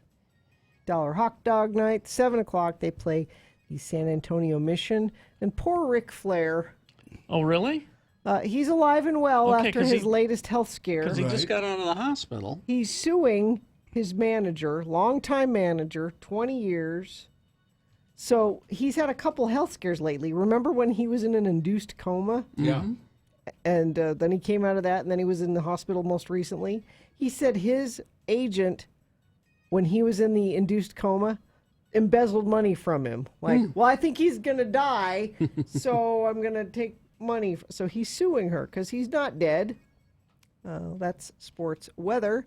Beautiful day today. A lot like yesterday, even slightly warmer. We could get highs in the mid-80s today. And tomorrow it will be even warmer than that, but there is a chance of thunderstorms tomorrow afternoon. There might even be hail in some places. Really? Probably not Salt Lake, further north, but there's a chance of hail. Okay. Crash 1900 west at 25th south in West Haven. Crash northbound I-15 700 north in Linden. Crash westbound SR 201 38th west in West Valley City. And check our message stream, see if friends of the program have sent us anything recently. Nothing recently, so things look like they must be doing pretty well. If you see something you want to share with friends of the program and you're not driving, because that's dumb, text it to us, 33986. Have you been to Moochie's lately? They're cooking up something new for you besides their famous authentic Philly cheesesteaks. Try the new Philly cheesesteak egg rolls, differently delicious. Here's boner candidate number 3. Oh, now we'll never get it. Deputies are looking for 2 would-be thieves who tried to rob an ATM machine with a blowtorch. They worked diligently, long and hard in Okaloosa County, Florida, trying to release this ATM with welding blowtorches. And what they ended up doing is welding it in there so tight that they couldn't get it out. Deputies say one suspect had a black half nose mask. They got the surveillance video there, and sunglasses. The other suspect wore toboggan-style hat and a scarf around his face, and they worked and they worked and they worked with those blowtorches, and they just ended up welding the ATM machine firmly into place. Boner candidate number 3 on Now We'll Never Get It. All right, let's review the first 2 and vote. Boner candidate number 1, well, we don't have a rule against it. Utah cops may soon face a rule, though, which would discipline them for sexting and pleasuring themselves while on duty. So if you want to do that, Utah cops, hurry and get it in while you can, because there's going to be a rule against it soon. Boner candidate number 2, I just don't want it in my face. That's what one woman, and she's not speaking for just herself. I'm sure there are others in Heber City who said, I don't have anything against people's sexual orientation, but those pride flags that the city's hung up, I just don't want that in my face. And boner candidate number 3, oh, now we'll never get it. All right, here you go. You've got to decide of these 3 candidates, which one is the worst, which one deserves to go forward to boner fight and possibly become boner of the day. Let's see if it wins here. It's winner of round 2. Good for you. You're not boner of the day yet. You'll have to defeat the winner of round 1's voting. We did that an hour ago. But we'll take both of those winners and throw them into Boner Dome. 9:20 is when Boner Fight happens, and that is when you decide Boner of the Day. So right now you're picking the champion for round 2. 1, 2, or 3. Remember your candidate number, the one that you think should win. Put that number in the message of a text. And text that to 33986. Pretty easy. Most people vote that way. You can call the producer's booth and use your voice to vote. 877-602-9696 is the number to call. Or go to x96.com. Look for the box that says Boner Voting June 5, 2019 and vote there. All right. You've got, just 4 minutes to do it, so let's go. This is round 2 of your boners. Look, if you're having some plumbing problems, here's what you do. You call this phone number. It's 801-295-1690, and they'll say, Shamrock Plumbing, how may I direct your call? Because they have different departments. Yeah. They have a repair department. Yeah. and they have a water heater and water softener department. And, so, and you may just have a question that send you to a different department then, too. Or I call them and say, I would like to pay my bill. I just say, send it to my house. And they say, okay, and they'll put me into the billing office at Shamrock Plumbing. When I ask them to come to my house, they come on time. Yep. They clean up after they're done. Yep. And they fix the problem. Yep. They've been doing plumbing projects here in Utah for more than 30 years, really. And Shamrock Plumbing they've been a contractor for big jobs, and they also do just come to your house, and we've all had them come to our place. Mm-hmm. So if you need plumbing, call Shamrock Plumbing, 801-295-1690, or go to the website shamrockplumbing.net.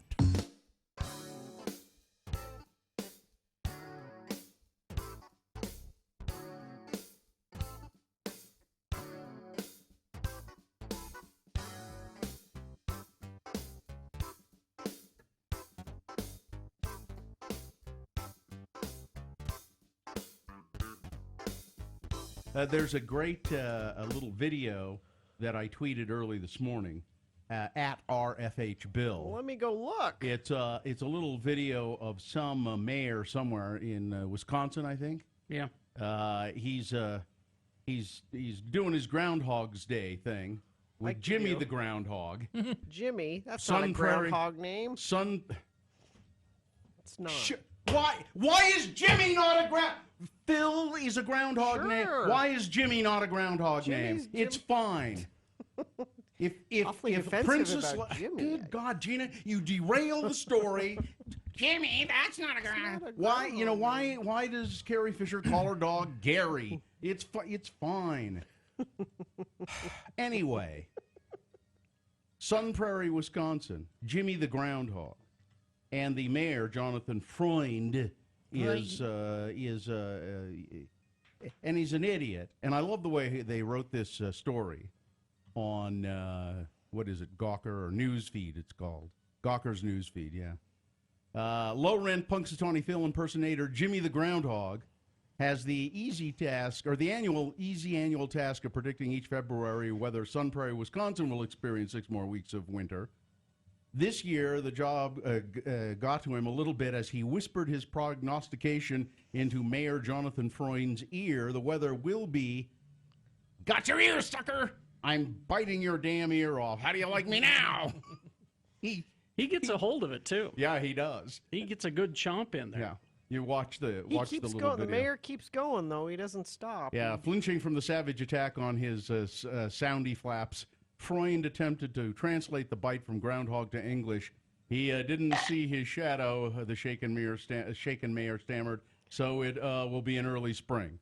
Jimmy's handler is obviously concerned about the integrity of the little biter's predictive record, later clarified that he had actually been attempting to indicate that winter would last another 6 weeks. It is Wisconsin, after all. So the mayor got it wrong altogether. Yeah. The mayor's office responded that only the mayor can translate Jimmy's prediction, the Milwaukee Sentinel-Journal reports. But it's a funny video. Watch the little video. My question is, what kind of a mayor name is Jonathan? I mean, really? It's a fine that's mayor a terrible name. mayor name. It's a fine mayor name. No, that's a terrible name. Jimmy is not a good name for a groundhog. Jimmy's a nice guy. Groundhogs are mean. Gino, why don't you just shut up? A texter points out Jimmy the Groundhog was part of the Gambino family. Exactly. That's your confusion. So, What? Jimmy Getting is a awfully perfectly defensive. fine name for a groundhog. Who died and made you the namer of all things? Not the namer of all things. You sure act like it. No, Val Kilmer is not dead. Yet. And what kind of a name is Val for a Kilmer? exactly.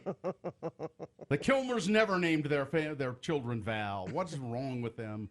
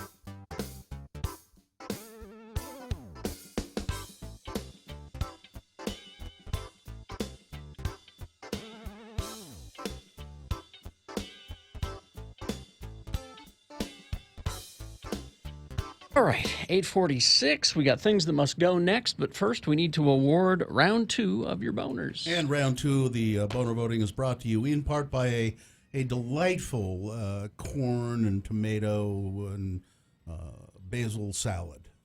And running low on coffee beans? Want a fresh bag? Get Campos coffee beans delivered to your door within 2 days of roasting. Pretty cool, huh? Visit camposcoffee.com for details. All right, boner candidate number 1 was, well, we don't have a rule against it.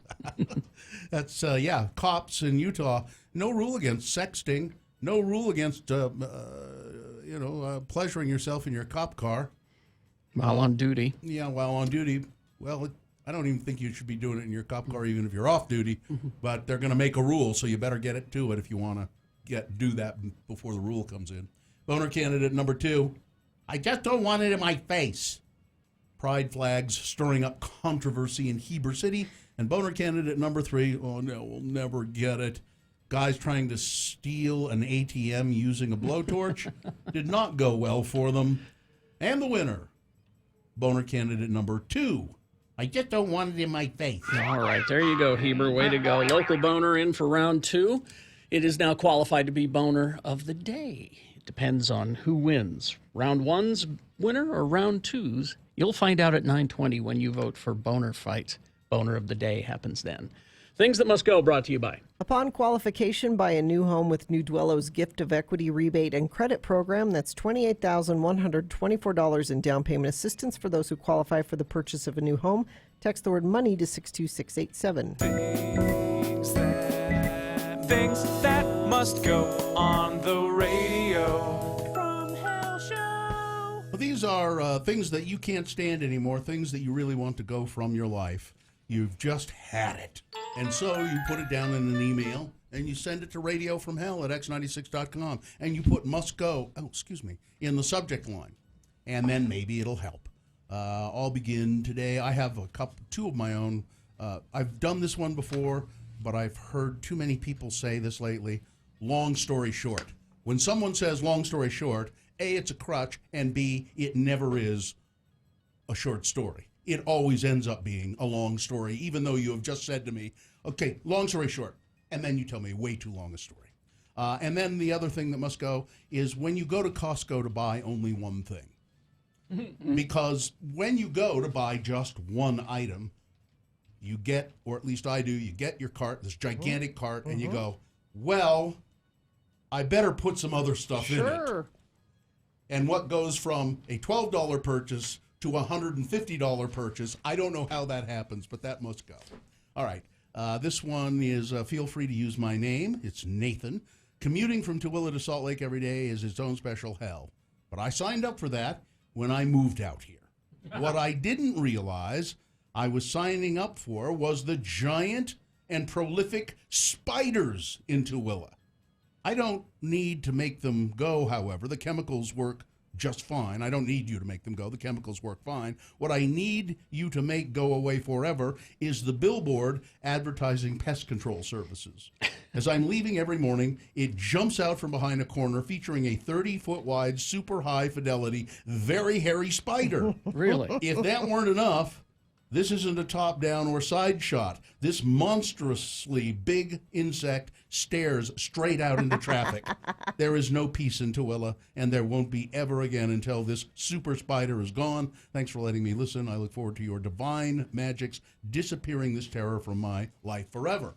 Did you see the video I tweeted for you, Gina? Thank you. It's a mother wolf spider. Yeah. Oh yes. Somebody holding it in his hand, and it's covered with babies. Yep. Thank you for that. But I like spiders, and I'm not particularly frightened of them, but it's gross. Yeah. This one, you can see that at RFH Bill. This one, Morning Lords, please say my name. Nick. No, Lang. That's what he wants to be called, Lang. Here are some more things that I would appreciate being eviscerated from the face of the earth. Gina's Utah accent. What? I now consider myself a good Oregonian because I put the effort in getting rid of my terrible speaking habits. When Gina decided to come out and forget what a T is in Multnomah Falls, advertisements. Oh, so he's criticizing your pronunciation. Multnoma. Your pronunciation of that word. Yeah, it's multnoma. Multnoma. And I forget what you said. Multnoma or something. Multnoma. Anyway. Hell. There's a T in it, I guess. Anybody would have trouble pronouncing that. Yeah.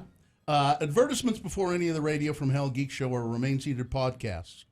I pay for premium on Spotify, and I still have to put up with that. That's Spotify. Yeah, that's not us. It's not us. And non-biological parent rules. I have 2 amazing bonus children I consider my own, and still have to watch everything I do with them, from religion, parenting, or just being myself. I hate that paranoia. Bill, make mine a do. Carrie, hey, the Geek Show. Gina, I can't believe I'm a huge fan of your podcast now. Aww. Monkey-loving Lang. Thanks, Lang. And finally, this one. This is Rants from a Reject. I felt bad about this one. People telling me anything, and I mean anything, will be super easy, dude. I can't think of one hugging thing in my entire life that was anywhere as easy as someone said it would be. Also, the same people assuming that I have the same degree of expertise, equipment, money, access, physical beauty, or social support as they do to make it super easy, dude. Imagine me punching you in the throat and then telling you just how easy it is to breathe. This is from a person who has a physical disability. Okay. As you will see. I couldn't see where it was going. You'll see it. Number 2, people who mosey through the handicapped parking spots while I idle for 5 minutes waiting. You don't see me gimping along through your normal stalls making you wait. Wow. We may be burdens on society, but we do drive and we need to park. Number 3, able-bodied slow walkers. Enjoying that weather? Well, knock it off. This isn't a city park. It's a parking lot at Walmart. Nobody wants to be here any longer than necessary, you baggy pant, flip-flop wearing lerp. I'm not an efficient walker by any means. So if you're able-bodied and slowing me down, you're doing something wrong. I can see your relatively muscular calves under your baggy shorts, you sloth. Pick it up like you're trying to get first in line at a buffet or something. Number 4, the word retard or tard. You know why. Yeah. Also the word cripple. Yeah. Unless you're referring to my debt, which requires me working 7 days a week. Number 6, stairs must go. And number 7, lastly, my increasingly crappy attitude and diminishing faith in humanity. I'm really hoping for an asteroid. Thanks for letting me listen, because no other show will. And thanks for letting me vent. I love you guys, and make mine a trough. Wow. That's from Woody. Woody, you know, I'm hesitant to say anything other than I understand. Yeah. Carrie? All right. Let's see. This one does not say to use the name, so I will not. My thing that must go is my lovely wife using my gaming computer to watch her obnoxious reality shows. Just when I think she's done with a season 4, more new shows show up. We have multiple TVs and devices you could stream your crap silently on. You know, with headphones, I won't have to hear about Brittany sleeping around with everyone. I have no issues sharing, but after a long work week, house duties, spending time with the family, I'd very much enjoy sitting down and relieving my stress to some mind-numbing video games. Thank you. Let's see, this one from Becca. A lot of it is car and road related. Also, people at my office coming over to me and leaning on and over my desk to talk to people, someone, me, when I'm clearly in the middle of something. Hopefully all these things will magically disappear. Thank you, Becca. Justin says, what must go is almost being 25 years old and just now realizing that Robert Pattinson and Pat Robertson are 2 different people. When Bill would report on a strange thing that Pat Robertson would say and believe, I thought he was talking about the vampire from Twilight. I never researched or questioned it any further. I just went, huh. Now knowing my mistake, it makes a lot more sense. Yeah. There you go. Gina? Oh, quickly. Let's see. Yeah. Price of gas. I'm skipping around because we're late. Price of gas must go. We have toys for summer. We can barely afford to use them. Wow, I feel better. I have faith that this will make all my anxieties go away. Thank you. Confirmation numbers must go. Whenever I'm on the phone with customer service and someone asks me to write down a confirmation number, I never have a pen or paper, so I just pretend I'm writing it down. It's stupid. Also, slimy carrots must go. And Utah word of the day. Well, we're not getting rid of that. Wow. And finally this, baby shark, doo-doo, OMG, I can't take it anymore. Things that must go on the radio. 8:56 KXRK Provo. Do you have traffic, Gina, a little bit? Just a little bit. Crash southbound I-15 45th South off-ramp in Murray, off to the right shoulder. A little bit of slowage northbound I-15 coming through Draper and into Sandy, but clears up after that. Should be smooth sailing into downtown Salt Lake. When it comes to mortgage lending, call Rick at Vintage Lending. Where else are you going to go? 16 years experience. Call Rick, 801-809-SAVE or loansbyrick.com. All right, thank you. Let's say you go to the phone and you're going to call Hoops Vision, but you can't see the numbers. That would be difficult. Have someone dial it for you. You got or just go, Siri, dial Hoops Vision. Yeah, you got the cataracts. That's probably what's happening there. So you're going to call Hoops. You're going to call them at 877-30-LASIK. That's LASIK. LASIK, or go to their website, hoopsvision.com. You can schedule a cataract screening. Carrie's had the cataract surgery there, and it's pretty much nothing, right? Yeah, you lay down, zap, taken care of. Yep. Hoops Vision is a national leader in FDA-approved, groundbreaking laser-assisted cataract surgery. We've talked about them for years for LASIK, improving your vision so you can get rid of your glasses or your contacts. Well, this is also something that they do. My mother had this done at Hoops Vision years ago, and they are great at it. So if you've got cloudy or blurred vision, don't miss another minute of life. Call 877-30-LASIK or visit hoopsvision.com and schedule your cataract screening.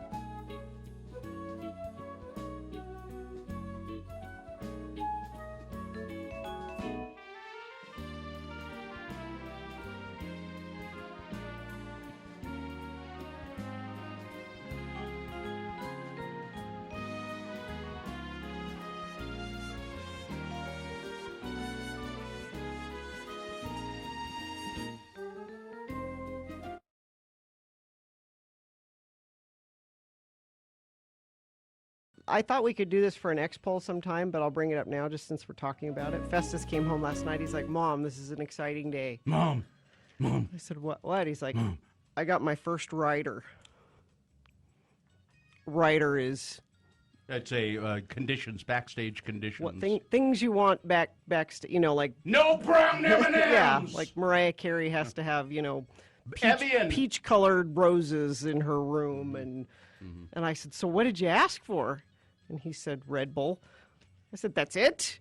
That's all you asked for? I've told you can't have Red Bull. I said, you don't even drink Red Bull. He's like, well, I didn't know what to ask for. I'm like, you can ask for...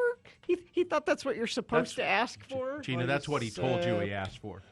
What he asked for was, I'd like an e-cigarette, some e-cigarettes, and some weed, and a lot of vodka.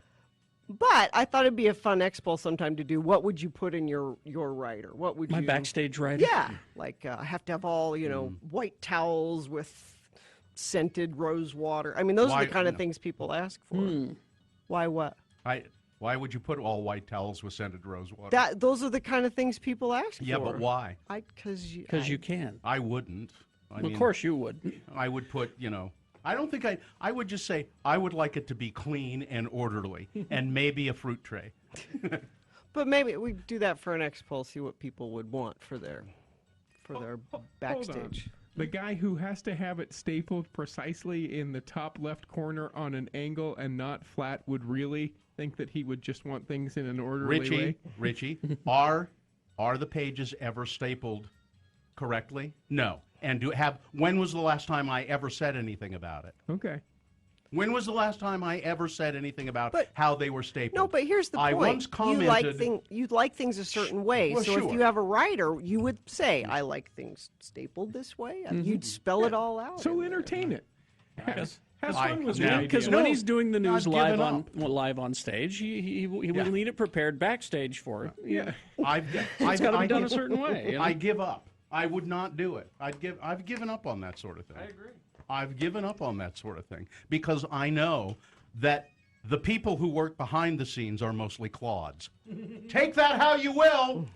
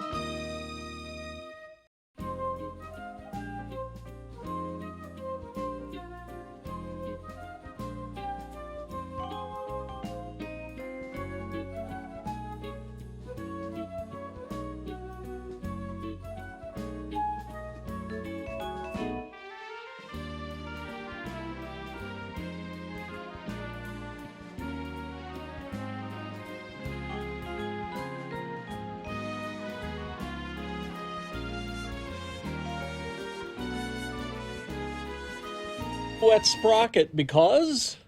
Well, we'll hear about it from Corey. Oh, do you have that? Oh, I've got a lot of bands we never thought we'd have to talk about again every week. It's Corey O'Brien, and he's here with Corey's community and concert calendar, and it probably has a sponsor. Yes, it does, as a matter of fact. Once again, Love Loud coming up on June 29th at USANA, featuring Keisha, Martin Garrix, Dan Reynolds of Imagine Dragons, Tegan and Sarah, and more.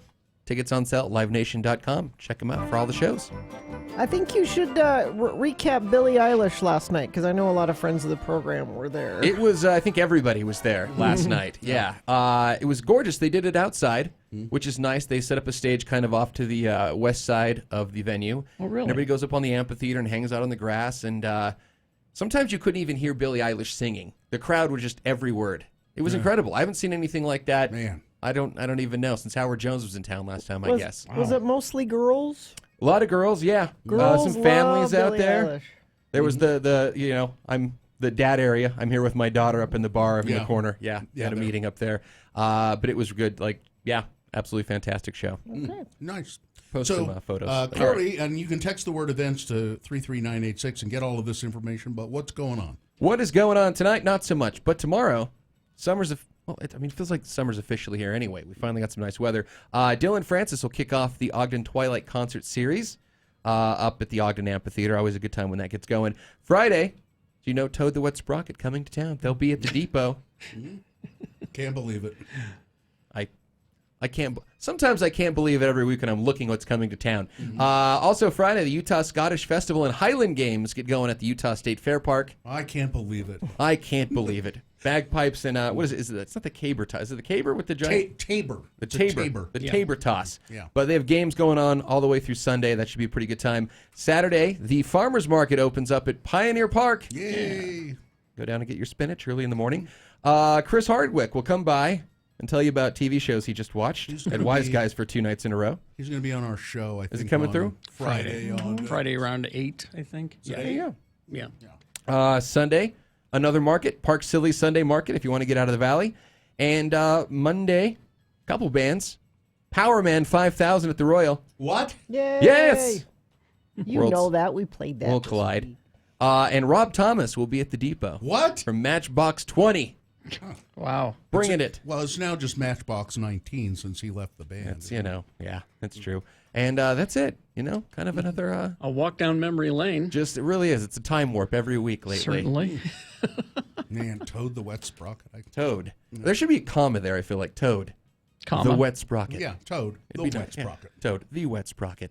You're not directing someone to toad something. No. Hey, you, Toad the Wet Sprocket. You should, though. That would be a good... No, I don't know how to There's do no that. comma because it is a parody band name from a Monty Monty Python Python sketch. Yep. So, once again, brought to you by Live Nation. Check out the Love Lad Festival. Kesha. Martin Garrix, K-Flay, I'll be there, and more.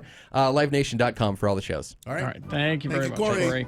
33986, text the word events. You'll get all that stuff. And you can also find it at x96.com/live.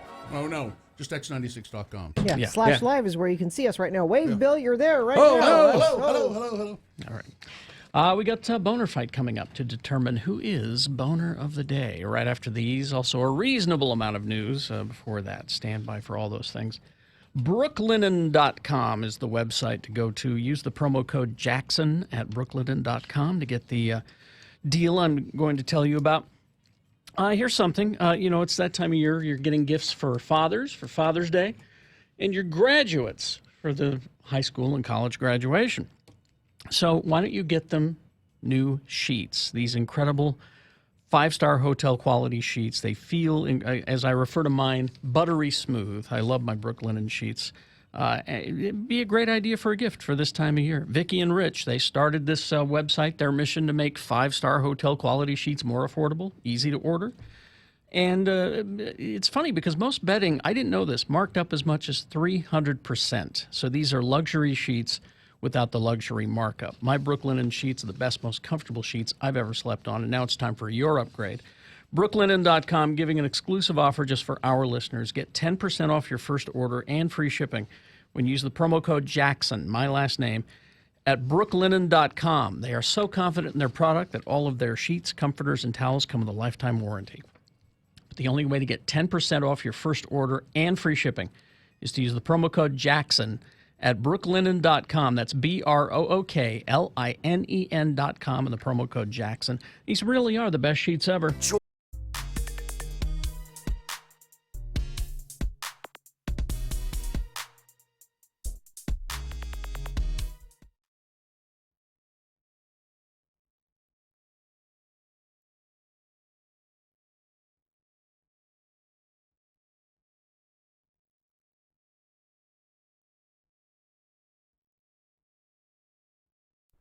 It is the 23rd century. Humans have left the lowly confines of planet Earth and have sought their destiny among the stars. While many things have changed, one constant remains: the need for young men to venture forth and do the work of the Lord. This is the tale of two such men who at the age of 19 have answered the call of their general authorities and are embarking on a 2-year mission to spread the gospel throughout the galaxy. This is the story of Space Elders!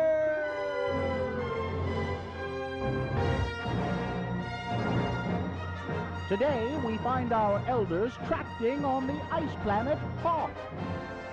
Oh, man, it's cold out here. Why is it so cold? It's an ice planet, Lehigh. What do you expect? Oh, I'm sure glad my mom sent me these mittens. And Zone Leader Hansen has sent us to some pretty dismal places before, but this has got to be the worst. I hope that this Wampa fella lets us in and offers us some piping hot postum. You know, these tauntaun thingies smell funny, and they're just not very comfortable to ride. I wish our hyperbikes hadn't frozen up. Let's see, third cave on the left, just past the second snowdrift. Yep, this must be it. Hello? Hello, Mr. Wampa? I don't suppose his first name is Willie, do you? See, Willie Wampa. What? Hello, anybody home? Hey, pal, that's my ride home you're having for lunch. You must be Mr. Wampa. Hi, I'm Elder Christiansen, and this is my companion, Elder Jensen. Hi. We represent the Church of Jesus Christ of Latter-day Saints. You know, the Mormons. Look out, Butch! Oh, man, he knocked you down. That's gonna leave a mark. Excuse me, Mr. Wampa, all we want is just a couple minutes of your time. Oh!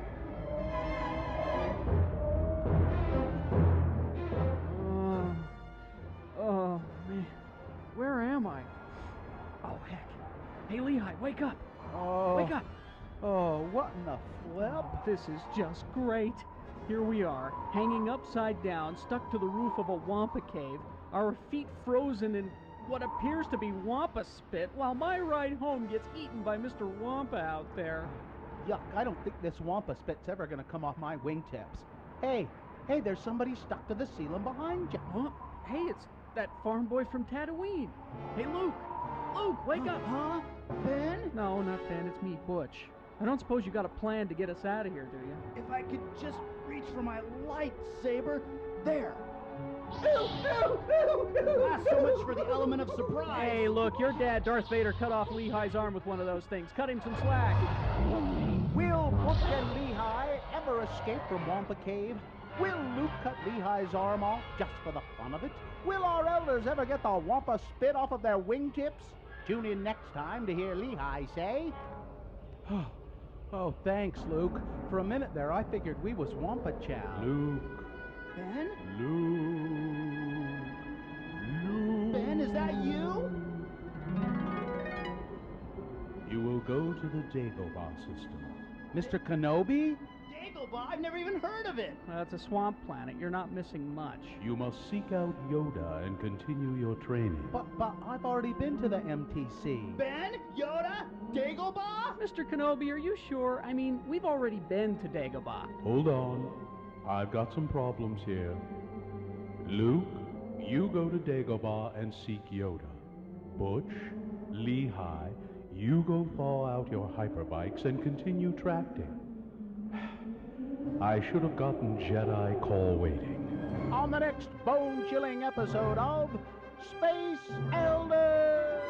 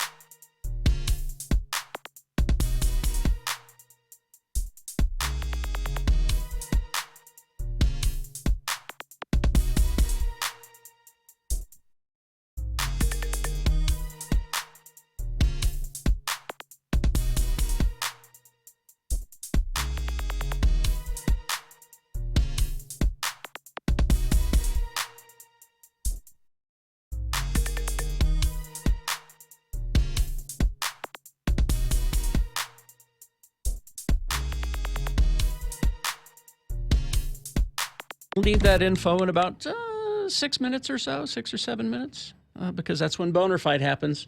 So before that, a reasonable amount of news brought to you by... Live at the Eccles presenting Jim James and the Claypool Lennon Delirium coming to Eccles Theater Friday, June 21st. Tickets at liveattheeccles.com. Well, good news about that Punky Brewster reboot. It's happening? The reboot will be written and executive produced by Steve and Jim Armagida, and Sully Moonfry will be the executive producer. So it's for real, huh? Yeah.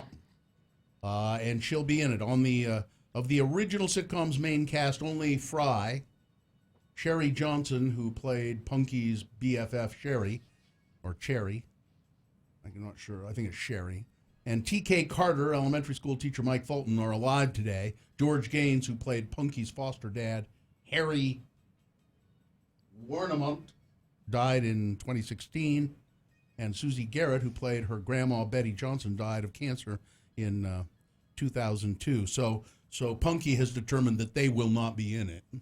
Well, Punky has a say. Yeah. Punky Brewster aired for 4 seasons. It got canceled by NBC after 2 seasons because of low ratings. It aired 2 more seasons with low ratings in syndication, but a lot of kids liked it. So that's why it sort of survived and why there's some sort of attempt to reboot it today. And Soleil Moonfry needs work. How about a Small Wonder reboot? No. Oh, now there you're talking. No. Is that the little robot girl? That was the robot girl. Well, Marilyn Manson's busy these days. Yeah. Oh, yeah. Remember, that was the old joke. Oh, I thought it was Billy Corgan. No, I thought it was Marilyn Manson. I think it was Marilyn Manson that played that was the brother on It was Small always the rumor, yeah. And before that, years ago, it was Bud on Father Knows Best. You know, he was Billy Gray. He was killed in Vietnam, you know. No. And Mr. Rogers, sniper. He was a sniper for the Army. No. I don't know how these things... We should figure out a really good one and start it like that.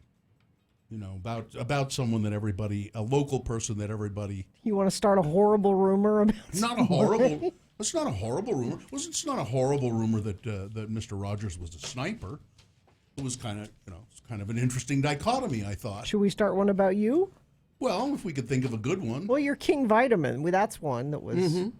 Actually, that we did do that, and a fair amount of people believe that I was, in fact, King Vitamin, and Carrie was the Duke of Milk or something. Well, and there are still people who believe that we were Cannonball and Harvey. Oh, that's right. We have done Balderdash. So we've done it to ourselves in the past. Yeah, we ought to come up with another one like that. Or please deposit all candy wrappers. Oh yeah, that one too. Thanks. That was another one that we perpetuated. Thanks. I was the guy who did that. I was just the guy who said thanks at the end. Carrie read the whole disclaimer. That's right. And then... Well, let's see. Let's pick a show. Let's figure one. All right. Well, okay, we'll Let's work give it some out. Thought. Yeah. Or if you all have some suggestions of a rumor we ought to start about ourselves, either individually or as a show, please do it. The one that people have been trying to start and it just never takes hold is that we have talent. Hey, Katie, why don't we put that up on Facebook? Rumor. Nice. No, let's not do that on Facebook. No. No. I don't want the internet creating rumors for me. No. I can do it on my own. Yeah. I don't need those a-holes' help. We have plenty of... Okay. Yeah, we have plenty of... All right. And the rumor was Marilyn Manson was the brother on Mr. Belvedere.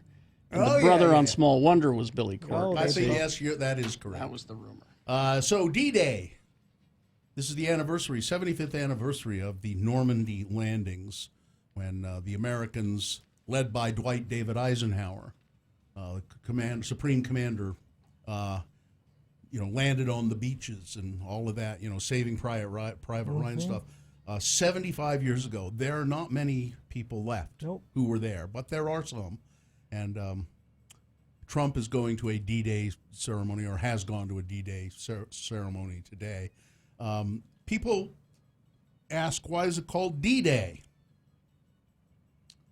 There are some sort of conflicting ideas about that, but really probably the reason it's called D-Day is it's military. D is for day. And with that, they don't want, so the enemy, they will know that something's happening. so that they want to make it so that they don't know exactly when. Okay, they're on to us. They know something's happening, because you can't move that many people around the planet without people knowing about it. So then you have to say, well, we need to keep it at least the day that it's going to happen in suspense, in some secrecy. So you never mention the exact day. It's just D-Day. And then there's H. They also use H for what hour is going to happen. When is it going to happen? What day? What hour? H. Let's see. And they really were. If you've ever seen Saving Private Ryan, yep. You just that was wonder. the first time I really got what that day was like. And if you just wonder how these men did this. And then Tom Hanks was so taken with that whole thing that he produced Band of Brothers for HBO. There's Band of Brothers, and then I don't is the Southern one the one where they're fighting in the naval battles on the World War II in the Pacific Islands. I can't remember. Is it just called Band of Brothers something? I'm not sure. But there are two separate series. One is the war in Europe, and the other in the South Pacific. Utah Beach was codenamed Utah Beach because one of the architects of the plan was from Provo. Yeah. Anyway, those HBO series are very good, and I just got sucked into them one time, and I couldn't stop watching them. And you watch those guys particularly fighting the Japanese on Guadalcanal and all those islands. My God, how did they get through this? How did they do this? It just, I would have been crying. First of all, I would have been the first one shot. It's just like, okay, I can't do this. Is the show you're thinking of called The Pacific? I think it is, yeah. It's the not a sequel, but it's the same idea. It's the Band of Brothers, and Tom Hanks put it together about the battle in the South Pacific. Fox News host Tucker Carlson keeps promoting a white nationalist conspiracy theory on his show. Despite evidence to the contrary, he continues to tout the theory popular with neo-Nazis about South Africa, their post-apartheid land reform plans, and their links to an alleged and totally unproved and not true genocide against white farmers. Yep. Now, don't let it be said that things are hunky-dory in South Africa since apartheid went away. Crime has gone way up, and there have been a lot of problems with government corruption, and there have been a lot of problems with crime. But this thing where there are armies of black people committing genocide against white farmers in South Africa is not true, but Tucker Carlson talks about it on his show on Fox as though it is true. Yep. So you want fake news, that's where you go. All right. It's Boner Fight with Radio from Hell on X96. Here we go, the winner from round one. I don't know if you were awake back then, 7 o'clock hour. If you weren't, this will be new to you, but think about it. There's only one way to fix this, and that's to kill him. It's a mayor in Alabama, Mayor Chambers. He's the mayor of Carbon Hill, Alabama. And he'd been posting about, how them homosexuals have been posting about them baby killers, them Democrats. They're ruining our country. And when asked, well, what do we do about that? Well, the only thing to do about it is kill them. That's number one. Going against the winner from round two. Well, I just don't want it in my face. Pride flags up in Heber, stirring up controversy. One woman at the city council meeting in Heber, the pride flags are hung on city light lamp posts, and she is not alone in this, I'm sure. But there are. She said, "I don't have a problem with people's sexual orientation. I just don't want it in my face."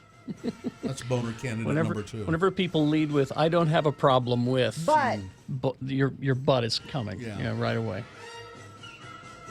That's number two. Let's vote. All right, let's go. One or two, you've got to decide. Of these two candidates, which one is the worst? Which one deserves to go forward and be boner of the day? One or two. Remember your candidate number. The one that you think should win, put that number in the message of a text. Then text that to 33986. Pretty easy. You can call the producer's booth, 877-602-9696, and just tell them who you think should be boner of the day. Or go online, look for the, at x96.com, of course. Look for the box that says Boner Fight. June 6th. Is it the 6th? No. 5th. Today's the 5th. June 5th, 2019. And vote there. All right. You got less than 300 seconds to do it. Let's go. It's Boner of the Day.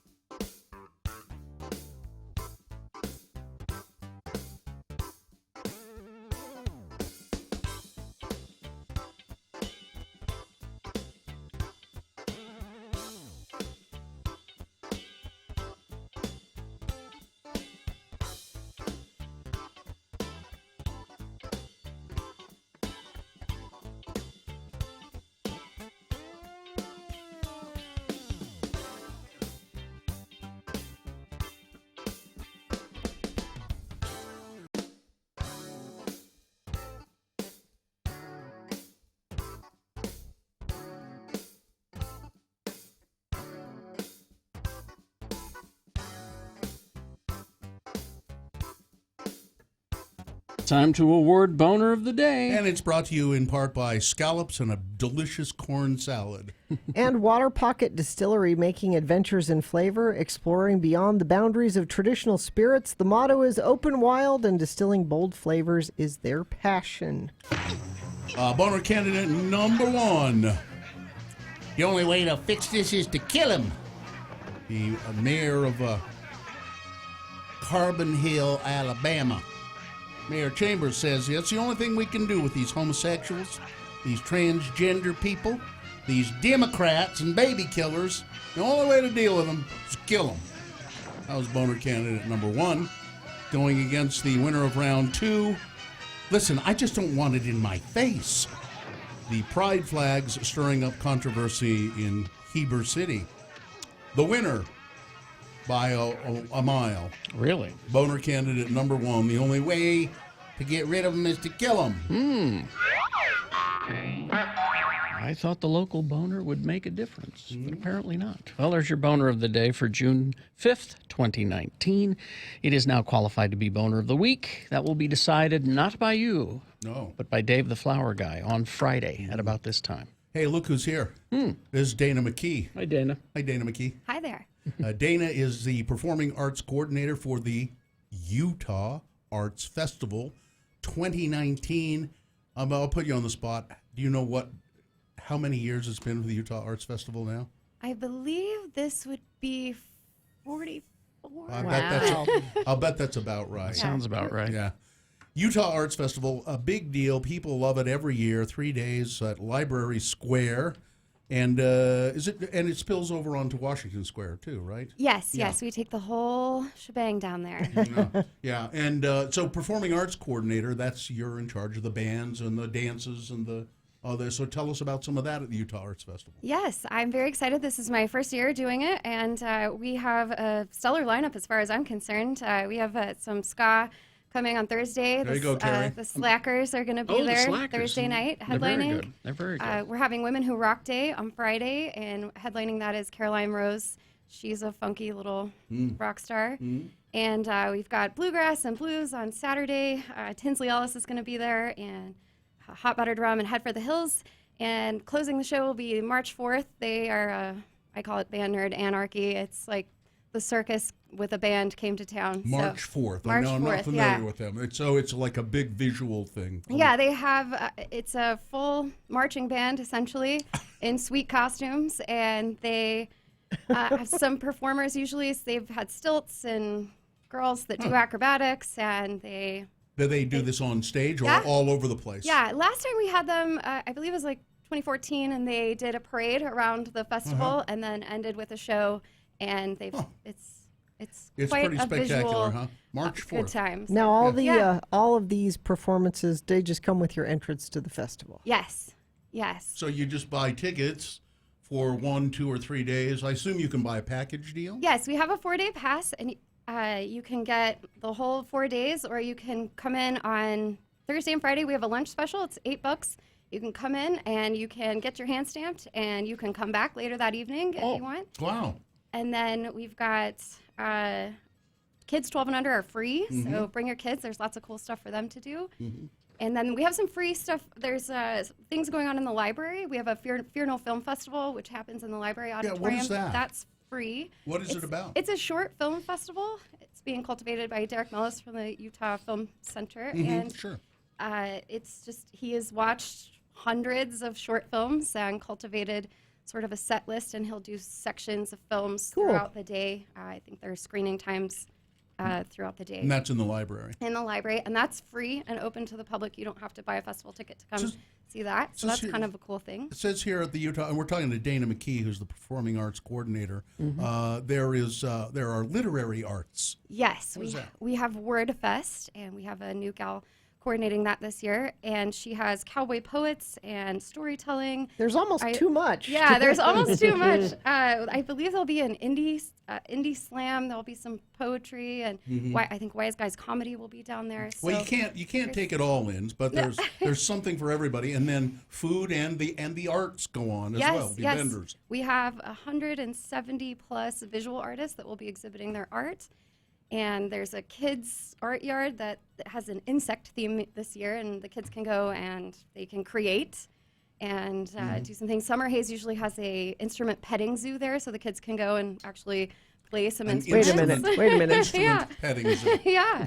No, I get it. Yeah.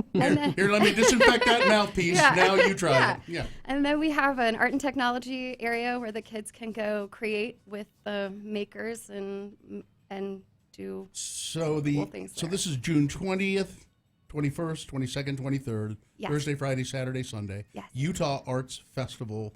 And if people want to find out, schedules of everything that's going on and buy tickets, how do they do it? You can go to uaf.org and all the ticket information, the schedules, all of the great happenings are listed on our website there. Nice. That sounds great. It's always exciting. Sometimes I am out of town during this time, but this year I'm here, so I'll be taking in some of it, and we'll see. You were maybe going to do some announcing or something. Yeah, I have done some announcing at some of the stages. That's always fun to do. I might do some of that. I would love to have you MC if you're available. Okay, well, we'll work that out. Great, thank All you. right. It's Dana McKee. Yes, and I do it for free. It's Dana McKee. She's the Performing Arts Coordinator. It's the Utah Arts Festival, and it's June 20th, 21st, 22nd, 23rd. Thanks a lot. Thank you so much. Yeah. Thank you. It's going to be a good time. All right, we'll take a break. We will be back. Stand by. X96.com. Let's see. No. Wait. It's 23andme.com/X96. That's where I want you to go to get this deal that I'm about to tell you about. 23andMe's Health Ancestry Kit. And I've been looking at my results. It's really interesting, but I was thinking this would be a good idea for Father's Day. So get your dad a 23andMe Health Ancestry Kit. It's a perfect gift for a limited time. You can get $50 off the 23andMe Health Ancestry Kit through June 17th. And while you're there, buy a kit for yourself. That way you and your dad, you can contrast and compare. There's a lot of great stuff in there. You can discover how genes can influence well-being and lifestyle choices with insights into genetic weights, muscle composition, sleep quality. Traits reports give you insights into how genetics can affect things like mosquito bite frequency, believe it or not, motion sickness, fear of heights, things like that. It's all in these health ancestry kits. So the Father's Day, you get $50 off. $50 off 23andMe's Health Ancestry Kit at 23andme.com/X96. That's the number 23andme.com/X96. You got to do the /X96 to get the deal. So again, that's 23andme.com/X96. Offer ends June 17th. Every week.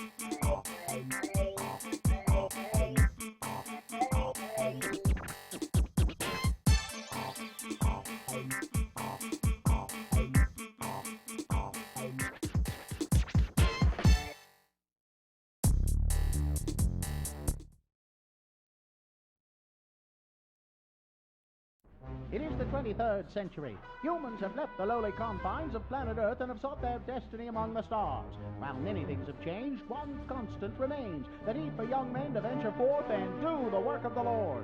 This is the tale of two such men who at the age of 19 have answered the call of their general authorities and are embarking on a 2-year mission to spread the gospel throughout the galaxy. This is the story of Space Elders! Today, we find our elders wandering around the streets of the Mos Eisley Spaceport, a more wretched hive of scum and villainy you'll never find. Let's listen.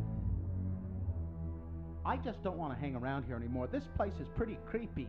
If we could just find the right parts, I can have your hyperbike making light speed in no time. Well, where in heaven's name are we going to find parts for a hyperbike on this backwater planet?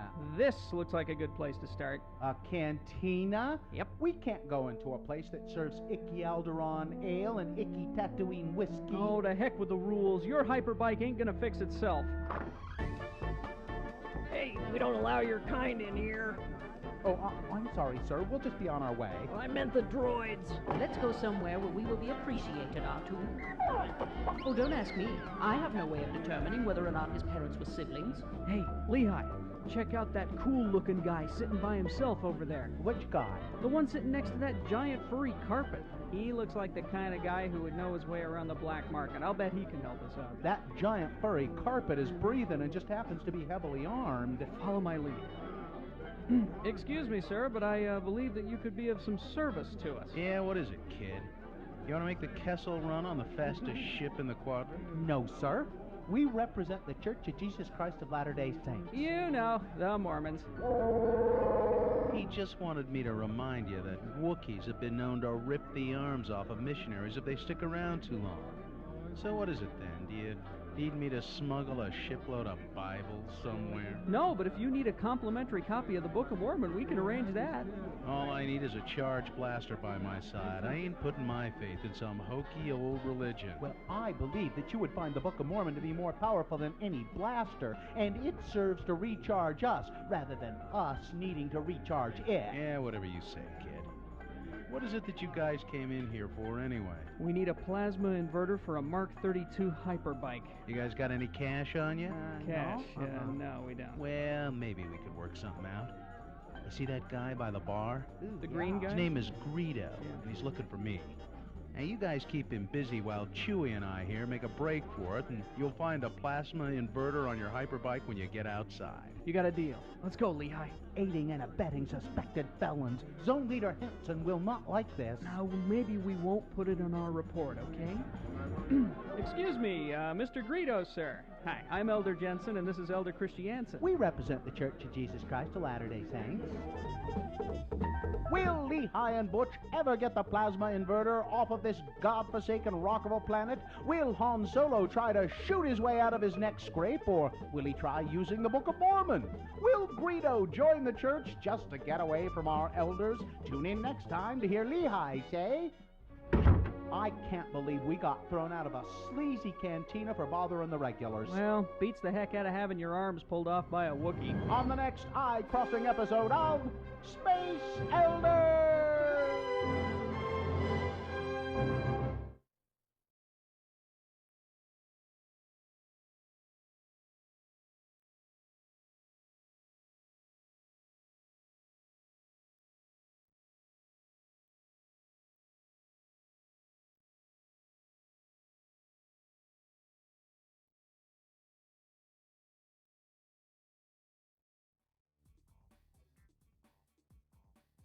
Snowbird, there's no off season. They're opening for summer season Saturday, June 15th. Go to snowbird.com and book your stay. See you at the Bird.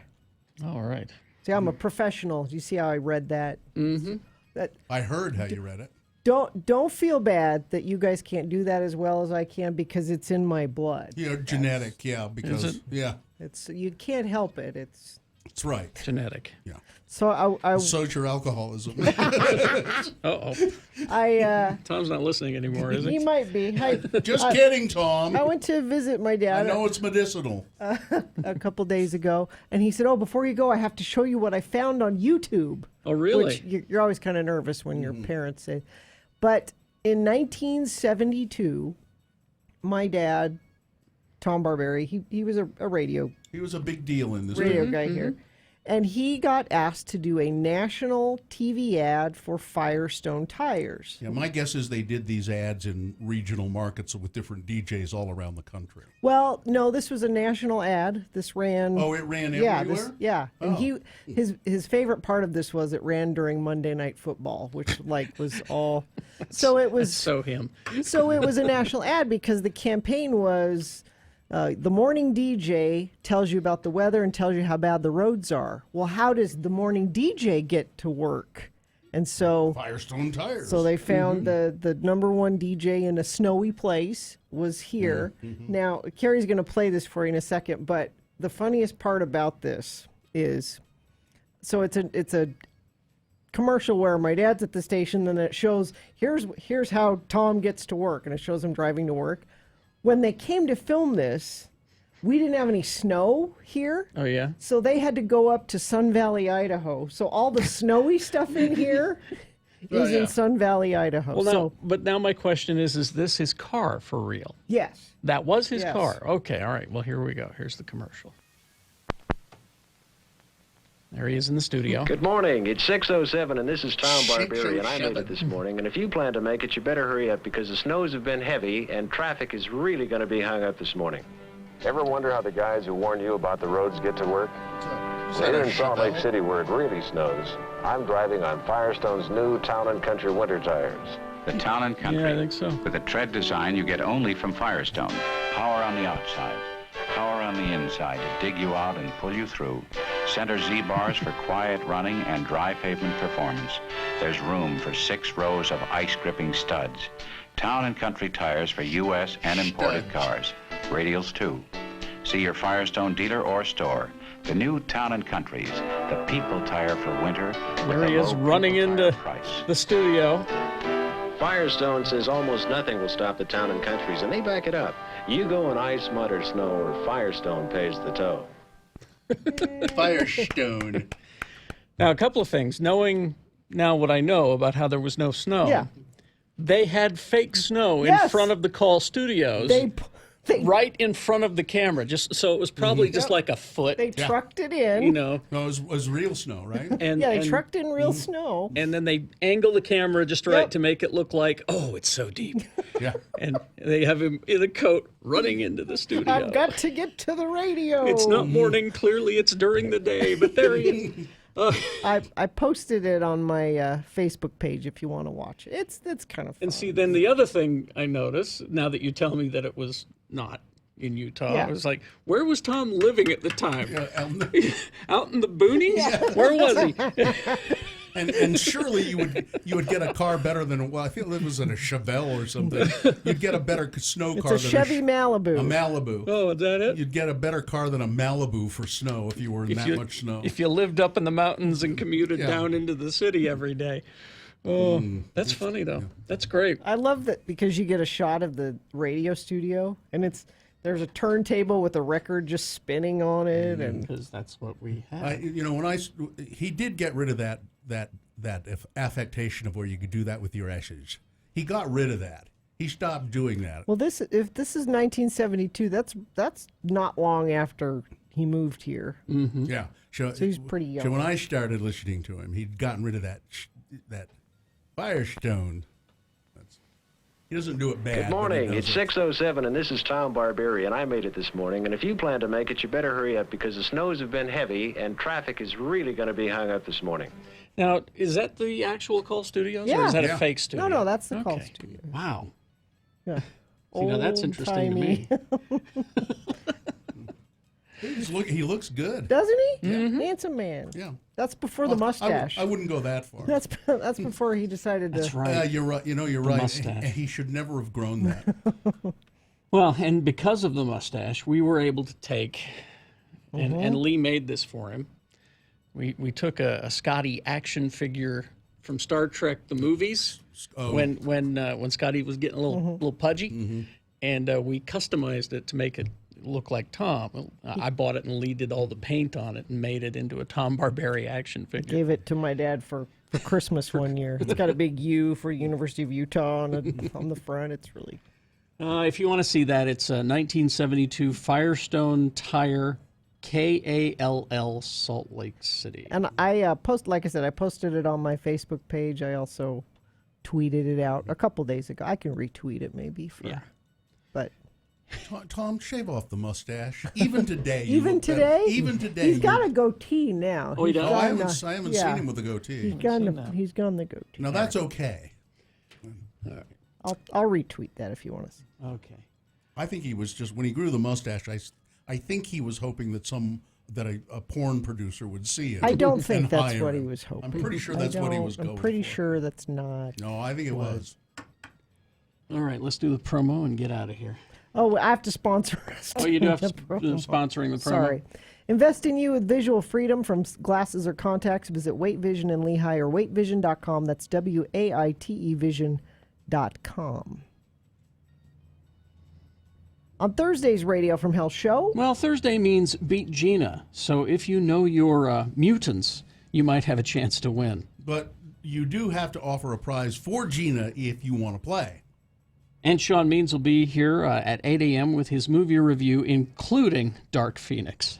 You don't want to miss Thursday's Radio from Hell show on X96. Good enough. Well, that sure sounds exciting to me. I thought we had something else to. Why did I think we... I tell you, Jimmy, no, that's Friday. No, I guess we just have more things on Friday. Yeah, we have a lot of stuff on Friday happening. So you could skip tomorrow. Yeah. No, I mean, you got to listen. Just listen. Be all right. You could skip tomorrow and go to Friday. Yeah. It'll be all right. Are we good? Yeah. All right. Live long and prosper, bitches. Don't you know who I am? Heavens to bacon.